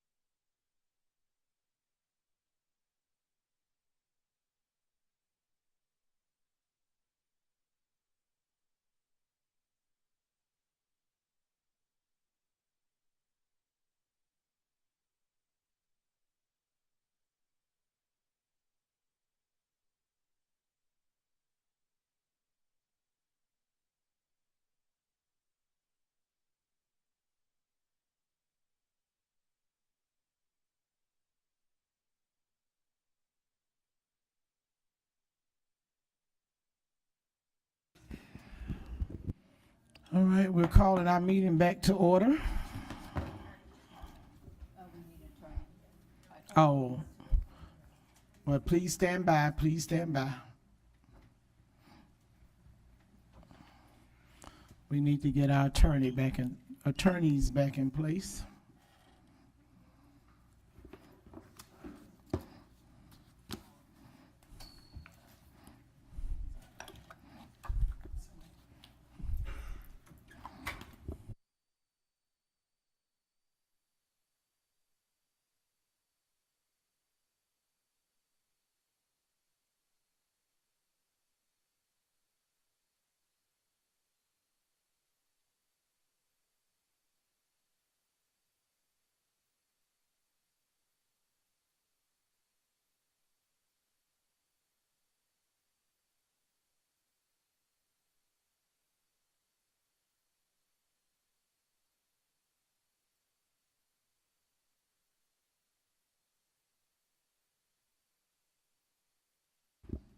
All right, we're ready to convene now. Dr. Rockwell has a question. I just wanted to ask, Ms. Green might know, or Mr. Delaney, was it specified in the motion whether we're voting for cause or not for cause on termination? No, ma'am, that was not part of the motion. Does that legally need to be specified in the motion? I certainly think that's something the board's going to need to address. And, I mean, they could do it You in want to amend it? stepwise or. Okay, you want to amend it? You made the motion. I make the motion without cause. Okay, without cause. Who seconded? You accept that, Dr. McNeely? Okay, you good? Yes, you had something else? Yes. If I may, now that the motion has been clarified, it might be helpful to see if there's a second for that motion. We did second. She did second. Now that it's been clarified that it's without cause, Okay. my recommendation would be, do we have a second for the motion as it's been clarified? Yes. Are you, what he's asking, she's saying without cause. So you made the second to the motion. Are you okay with that? Yes. Yes. I'm asking, are you okay? Madam Chair, I'm okay. Okay, with that, okay. All right, so we have to terminate the contract with Mr. Andrew, effective November 15th, okay, without cause. All right, so we're clear. Now we're ready for the vote, and I'm going to take this one at a time. Citizen input. Oh, I'm sorry, yes, citizen input. Any citizen input? You have 5 phone calls, you told me. Let's go.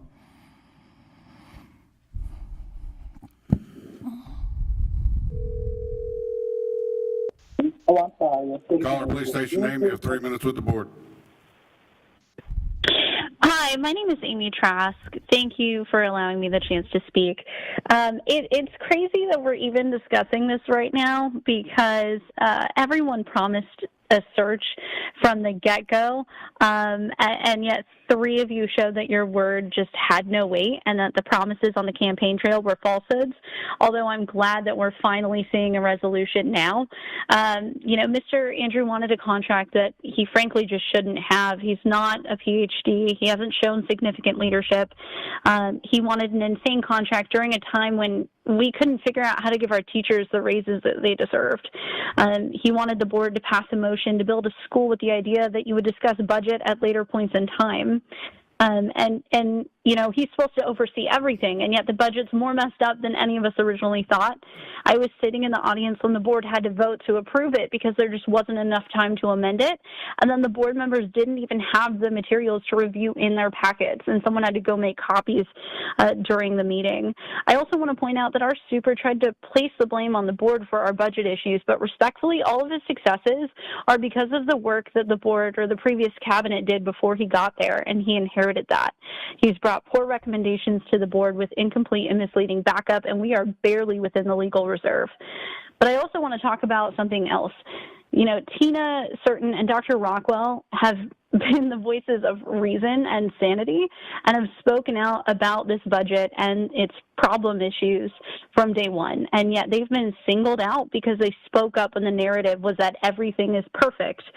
And when board members can criticize their colleagues with impunity without being constructive or civil, then we create this narrative and a culture of toxicity that allows a super to pass the buck instead of owning the issues for himself and his team, that allows insults with impunity, and that trickles down into our schools and also causes 3-hour school board meetings. I feel like you can disagree without being disrespectful, and you should spend more energy in talking about. Currently, you talk more about civility and unity than you do actually trying to live by the sermon that you preach. I feel like this is just, it's Mean Girls. And board members can't help our kids if they don't find the courage and the humanity to work together, and that means respecting each other. Tina and Dr. Rockwell have been leaders in this arena and have been the only ones brave enough to stand on the right side of history in the book that you all are writing right now. I hope the board will be brave enough to take instead of giving them. And I hope truly that we can move forward and find a superintendent that will put kids first and will work to create a culture that is accepting and kind and respectful of its colleagues and of the people that are equal and beneath them. Yeah, disconnect. Caller, please state your name. You have 3 minutes with the board. Hi, yes, my name is Tina Days, and I am absolutely flabbergasted, lost without words to see about this motion.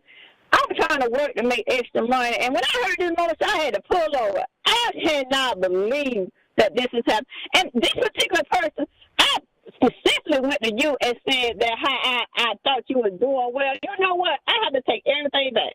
I am so disgusted and frustrated.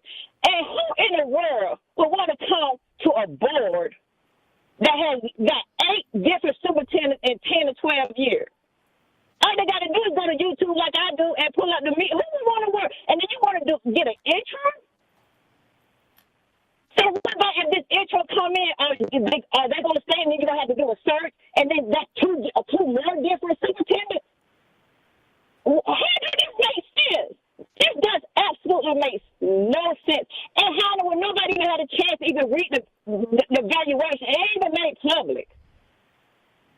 For y'all to make a motion, this is ridiculous. And Superintendent Andrew, I know you're a God-fearing man. God will bless you. He sees your heart. I see your heart. You have a love for the kids and the parents. You have our respect. Some of y'all on that board, I was total respect. Absolutely total respect how y'all doing. Chairperson, you have my respect. You carry yourself always in a dignified manner. Keep us feeling. And some of y'all want to seek higher elections and higher offices.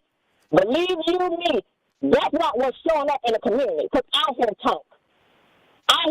Now, you guys have your call on Facebook, school board, like I always say, those people, that ain't everybody in the community.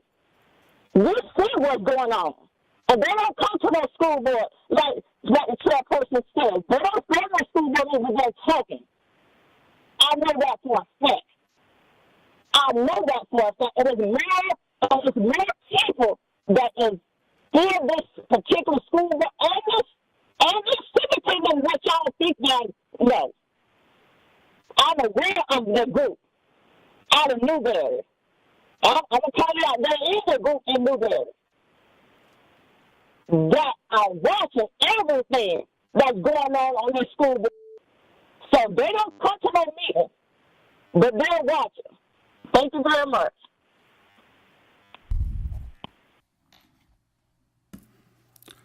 Caller, please state your name. You have 3 minutes with the board. Thank you, Nathan. Armando Grundy Gomez. Madam Chair, I want to just say for the record, I hope that you all vote this motion down. Now is not the time to go in a different direction, and it would be easy to say, hey, we should vote down and go in a new direction. I think that's the easy thing to do, is to get rid of the leader. But we do need stability going into the middle of the year, and I don't think that this is the opportune time to just say to the superintendent, hey, let's get rid of you now in the middle of the school year. You're asking the man to do the budget. You're asking him to do a lot of things. I may not see eye to eye on his decisions. Having disagreements about decision makings or things he decides on is one thing, but going in a different direction right now, when you all can't even make a decision on when you want to do a search. And I think accountability is in play when it comes to it, and everyone should be accountable. If you have a school board member saying they want to wait till January to do a search, but then we want to play semantics on how that search looks, like we all want to say we want to do a national search, but we really don't want to do a national search. We only want to do a Florida search. We don't want to play semantics. The communication is key when it comes to this. The leader of your school board is here. And Madam Chair, one of the callers had made the statement about putting all the emphasis on teacher pay. I'm going to respectfully disagree with that caller.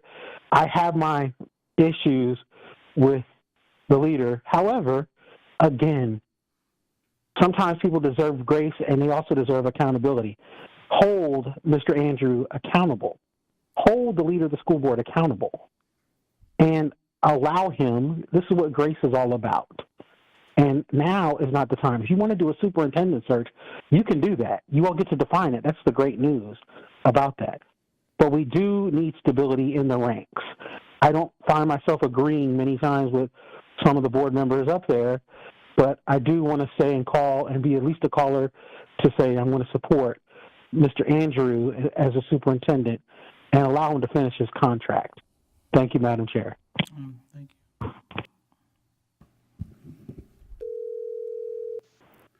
Caller, please state your name. You have 3 minutes with the board.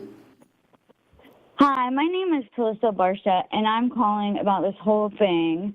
I think it's time for change. Our kids are just, it's not happening. My daughter is in middle school. She's new in middle school, and she's doing wonderful. Her state testing scores are wonderful. However, she's supposed to have, and I wasn't going to call until this was mentioned, and I can't say any names, but it's the center person, and it was the ESE, how apparently it's doing well or it's not doing well. I didn't catch it. She hasn't had an ESE teacher since last year when school ended, and so she had to miss a month of school because somebody got her sick. And I was told that the teachers would help her catch up. I mean, they're trying, but, there's so much on the teacher's plate. Superintendent should have stepped in. Some other people should have stepped in. It's all shoulda, coulda, woulda. But an ESC teacher would have been able to help her, and she's on a sliding grade scale as well. Also, all this arguing needs to stop. My kids don't have Facebook. They don't know what's going on Facebook, y'all, but they see what's going on YouTube when I'm watching the board meeting. This is atrocious. Y'all know me. I say, have a great day, be nice. I'm nice. I don't want to hear this mess. Y'all, please be nice. Please have a great day. And can my daughter have an ESE teacher? Thank you. I love you guys.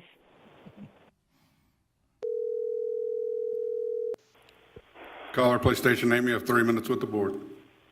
Good evening. This is Rochelle George. I am absolutely shocked. I'm probably not shocked by a few of you. I'm shocked at a few of you sitting up there feigning innocence. Some of you wanted him as the interim. You turned on him when he would not do your bidding. Some of you sitting up there, you burned bridges and you created division in this community. And then the moment the superintendent started trying to build bridges and he dared to care about all the schools in the county, all the kids in the county, when we had a board member up there, when she started caring about all the schools and all the kids, some of these schools and all that you never even visit despite living close and them being in your district, then you turned on them. Don't sit there and act like you have not done the things on social media. We have all seen it. We have seen the screenshots. We've seen the comments. We've seen the likes, the laughs, and the loves. So when it comes to talking about your coworkers that you sit up there, I'm not going to start calling them out, but I promise you they will be circling social media and the word will be out there of the things that you have participated in. How dare you? Because I'm going to tell you right now, when Superintendent Andrew goes out that door, there's a couple of you sitting up there that you need to go right out that door behind him. You talk about under-enrollment, and you have less students enrolled in Alachua County this year, you watch how fast people hit those exit doors. You refuse to meet with them. You talk about them. You joke about your fellow board members. You make disparaging comments about your fellow board members. You're disgusting, and you're an absolute disgrace to Alachua County Public Schools. Here's one thing I know. When he leaves, he can hold his head high knowing he has done in his entire career in this county more good for Alachua County Public Schools and all the kids, not just certain little select groups that some of you only want to cater to. He has done more good for every kid in school in this entire county than some of you could even dream of ever doing. Some of you, you talk about what you've done. He's done it. He has never had a problem in this entire county until he did not start doing the bidding of a couple of you. You've talked about your chair. She built bridges. You burned bridges. You got her out. Well done. Well done. Is that all? Okay, I have some here. Jancy Vincent.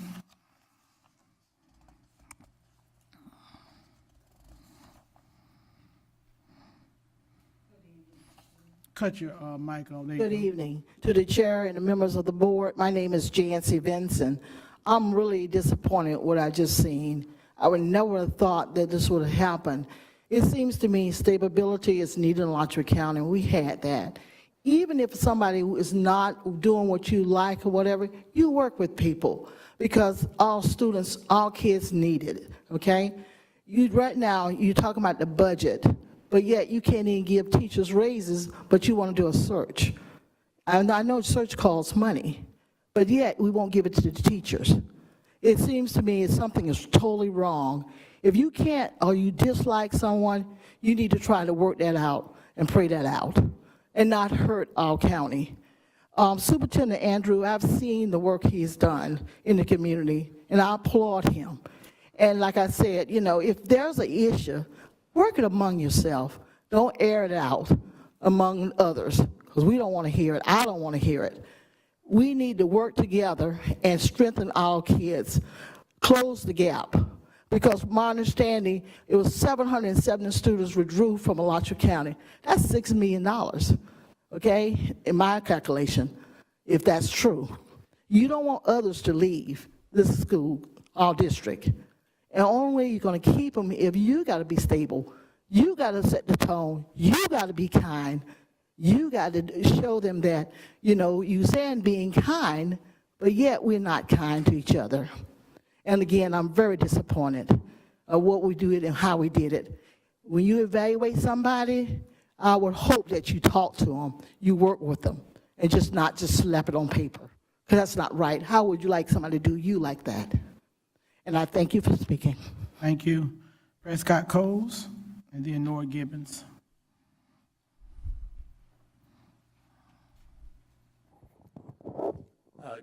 Good evening. My name's Prescott Coles. I am speaking against the motion. I would not recommend moving forward as you suggested. Just as a matter of public practice, this wasn't on the agenda.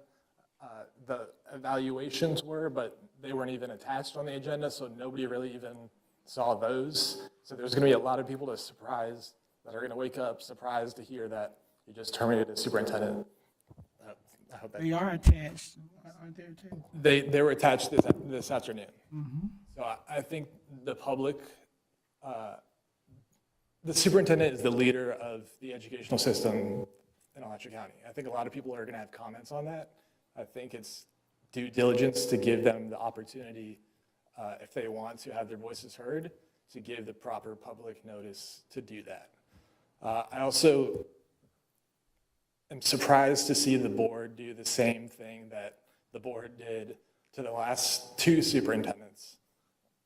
Several times they use the evaluation as an excuse to avoid their own accountability.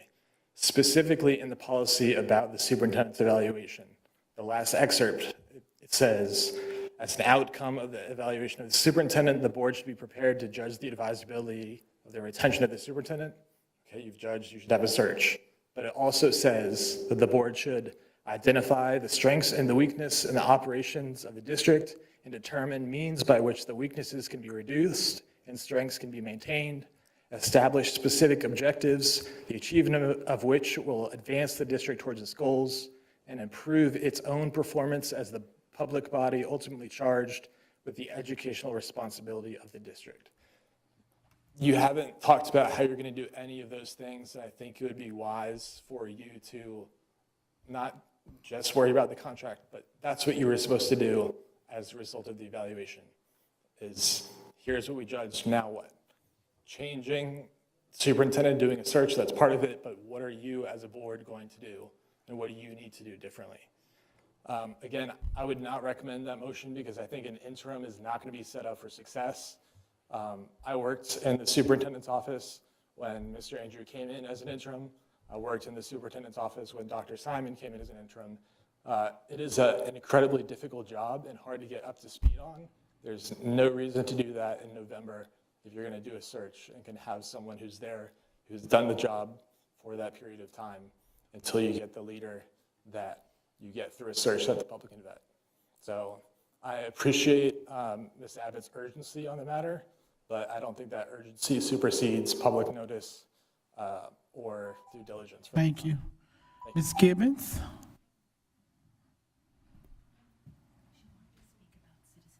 Oh, I'm sorry. Never mind, Ms. Gibbons. Not yet. Not yet. We're only on this issue here with the superintendent. Is that what you want to speak on? Because she's saying it was citizen input. You don't have to speak. You have a time at citizen input. Do you want to speak on this issue? We're on the superintendent's evaluation. Okay, well, have a seat and I'll call you in a minute. Okay. So before we move into Ms. Green, you have, and then, so we'll take, and the other thing about the special meeting, we'll take that separately. Was that a part of a motion? I'm trying to remember. Okay. So November, what date did you have for the special meeting? Next week? I said next week. Okay. Okay. Because you have to notice, if it's a special meeting, you have to notice within 48 hours. Just want to make sure. Okay. All right.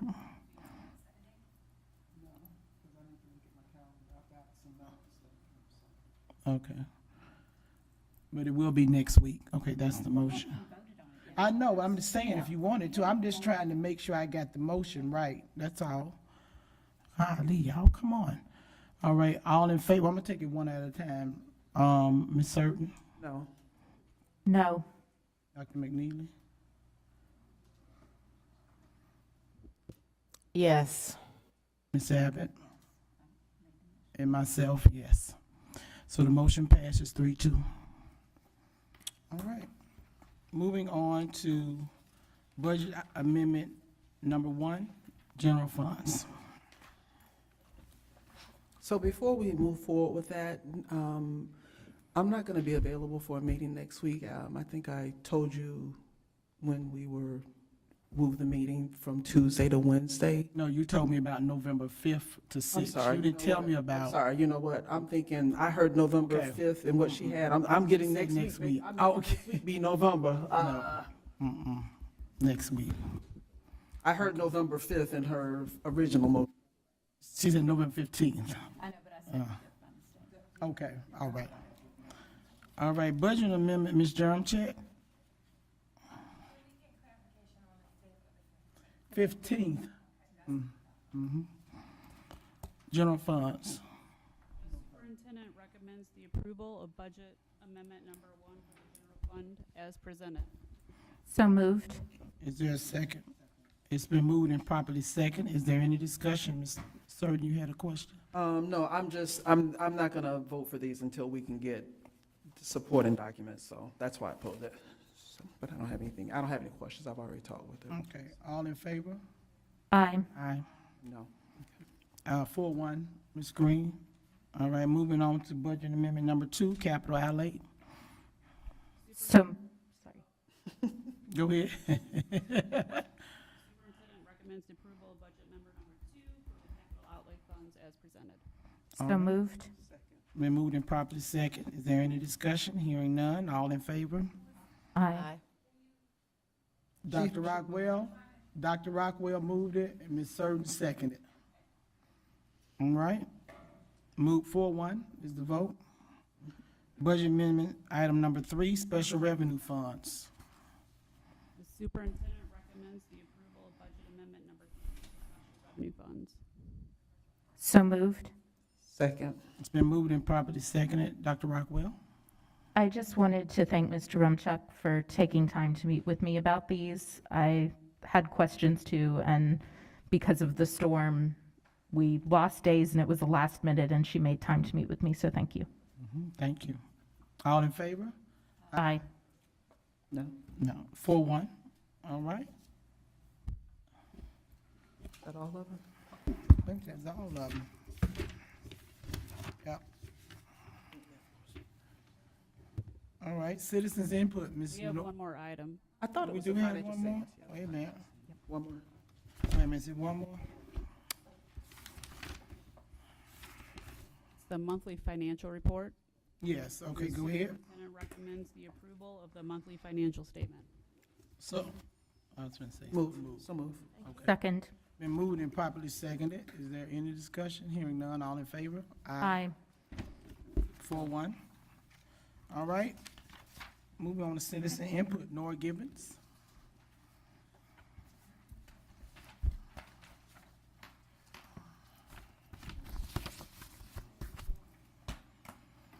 Oh, okay, now it's on. I feel like gold in my ear where she told everybody to go home and go to bed. It's getting late. It's not easy to have conflict and sparks of different opinions, but out of that can come truth. If we hang together, we won't fall apart. Our children need us. They need us more than they ever have. This is the most difficult time for families, parents, teachers, administrators, bus drivers, cafeteria workers, doesn't matter. We're all valuable. Kids with disabilities, kids with autism, kids that are difficult and need a lot of love and support, and they're worth the time and effort. That's why we're here. There's a reason my granddaughter has no school right now. And if the one they said was the best school for autism turned out because of certain personalities not to be, then let's work together to find the one that is.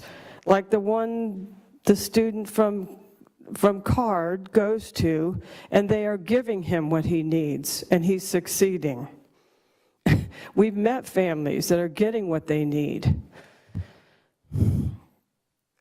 My family is poor. The husband is out of work. They are struggling. They are food insecure. We've had tragedies. Luckily, my sister was found outside Asheville, and she was all right. We've gone through all kinds of things. 2 weeks is not a chance. When you have half the people saying, we're with you, we're with your family, we want to do a 504, we want to work with CARD, we're on board, we know it's hard for her, she's been traumatized, but we have trauma understanding care, and then 2 other higher ups that say, we want this kid out of here, like yesterday. There's something wrong with that ethically, and it's against the law, the federal IDEA law. Every state has its own disability rights office and officer and lawyers to uphold that law for autistic and disabled persons. It wasn't right what happened to my granddaughter, and I'm not going to stop. I'll go to Tallahassee, I'll do whatever I have to do. I'm the one that helped get the 2 a.m. closing here in Gainesville when my city commission looked at me like this and said, you're crazy, we're not going to do this. The raves can go all night long. And we got grandparents, police, school board members. We came together and we got that law passed, and it still stands. So you're messing with one heck of a granny. Any phone call? One.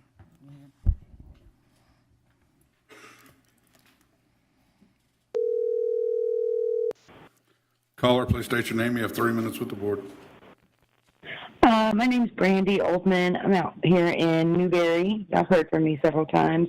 I was going to call in about the meeting last night where it seemed very unprofessional that people were taking personal digs at other people, but y'all just dropped a mic. Okay, yes. I'd like to say I support the search for a new superintendent. I don't know if I'd have straight up just did him like that, but yeah, I think we need some improvement, and I think we're headed in the right direction. I don't have anything against Shane personally, but he shouldn't have messed with Newberry. Thank you. Any more? That's it. All right. Moving on to anybody else in the audience want to speak? Okay. Moving on to board members, superintendent requests. Any requests? Is that? Yeah, I'd like some clarification from Mr. Delaney on, like, at the special board meeting where we all bring names of some, of people that we think would be good interims, or how is that done? Yes, ma'am, that would be my recommendation. I think while everyone's here, if possible, we could also try to establish that date. I think that's what I'm seeing from staff. Can we look at Tuesday or Wednesday? I'm out of town And Friday. the only day I'm available next week is Monday. I hate this to be about my schedule. I have plane tickets. I'm going to be out of the country Okay, later yeah, in the week. and is, who else? McNeely, are you back? I know you were going out of town. Are you back in town, Dr. McNeely? You will be back. You out of town for, when will you? Yes, ma'am, I'm in town Monday, and I have a clear schedule all day Monday, but I'm booked up or out of town the rest of the week. Do you have someone who can cover? I could work on that. Okay. Because I'm out of town Friday. I don't know. I'm asking for Tuesday or Wednesday. You're looking at your calendar. Wednesday, I have the instructional review meeting at Terwilliger, so I can only do afternoon that day. What about Tuesday? Tuesday, I can't. Okay. Wednesday? Well, I guess Tuesday I could early in the morning, but Tuesday afternoon, I can. What time? Time frame? 2 or 3. Okay. Is that good with 2 or 3? Tuesday, I can't do, I could do, the earliest I could be here on Tuesday is 4. Do we do Monday evening at 6? That gives you enough time to notice. Okay. Monday at 6. Wednesday work for you all? Wednesday? I'm open to Wednesday. Yeah, I can do anything. Can you do Wednesday? Miss Abbott? I've got medical stuff on Monday. Yeah, I'm good on Wednesday. I'm fine Wednesday afternoon, or I can miss the IR at Terwilliger, but I'd rather not. I have a 6:30, but if I could come, I could come, to give you time to get from Terwilliger, what, 2 o'clock? Does 2 work? On Wednesday? Yes, 2 Okay. on Wednesday, I could do that, but that, he's gonna work on the attorney, we're just trying to. Yeah, that's right. And so you can't do 6 on Monday. I can. You I'm can't, gonna be like, oh, I'm. because he made, yeah, the majority. She's been certain, is saying she has I have a lot of medical stuff, and I don't know how I'm gonna feel when I leave from that, so. After that. The 28th? Are you back in town? Yes. Yes. The Are 28th you is back that on? Monday.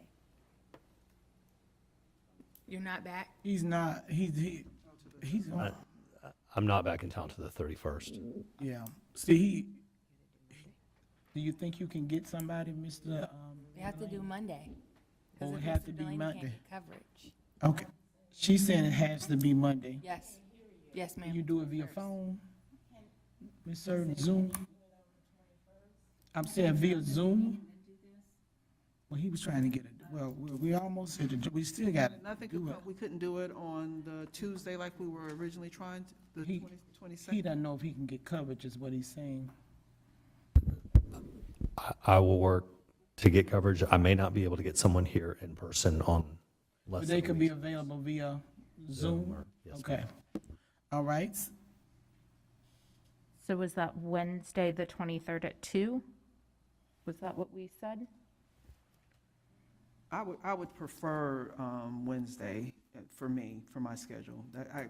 I've already built my schedule out. This wasn't something I was expecting, so. So Wednesday at 2:30? I would feel more comfortable if Mr. Delaney was present at this meeting. That's just my Well, preference. that's, Because who's going to cover? Well, And the issue is when I notice it, then they're like later on, then I'm playing catch up with everybody. And I know it's on crunch time, and then when I notice it, we're on crunch time as well, because I'm limited to one specific day when I notice. I'm just saying all the things that happen afterwards for me, Well, and then scheduling the meeting.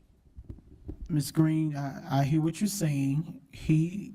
6 o'clock is what he has on Monday. He's not, that's what he has. Ms. Surgeon says she's not available unless she can be available Zoom. okay. Yeah, I can, if he's available on Monday, we can try to, Okay. I'll figure out something.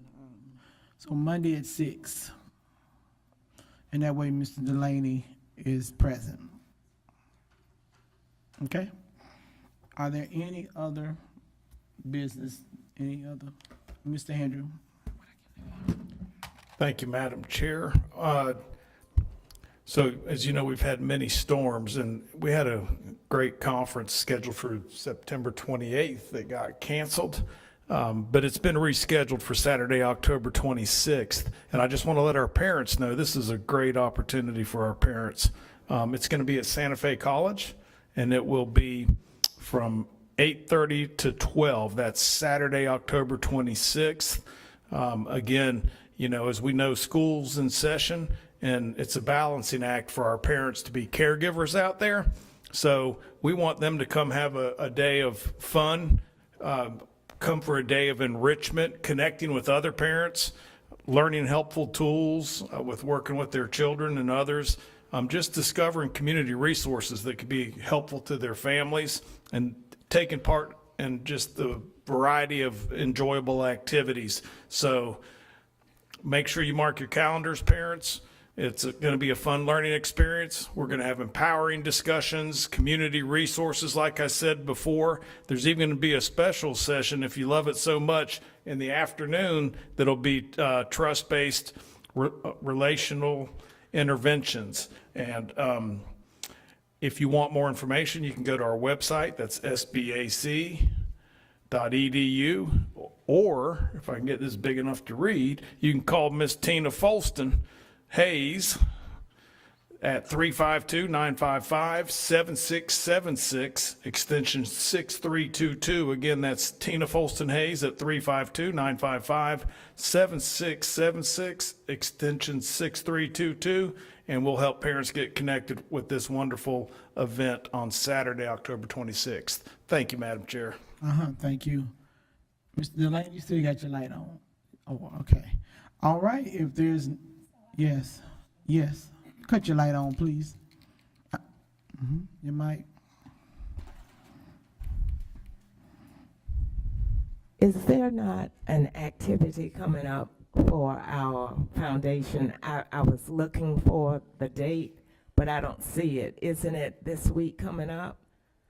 Yes. It's at the Hungry Ram. October 24th. I believe Ms. Abbott is going to be a guest server. It's on the 24th? You said, thank you. A waiter. Ms. Abbott, you're going to be a waiter, aren't you? All right, if there's nothing else, our hearts and minds are clear. This meeting is adjourned at 8:18.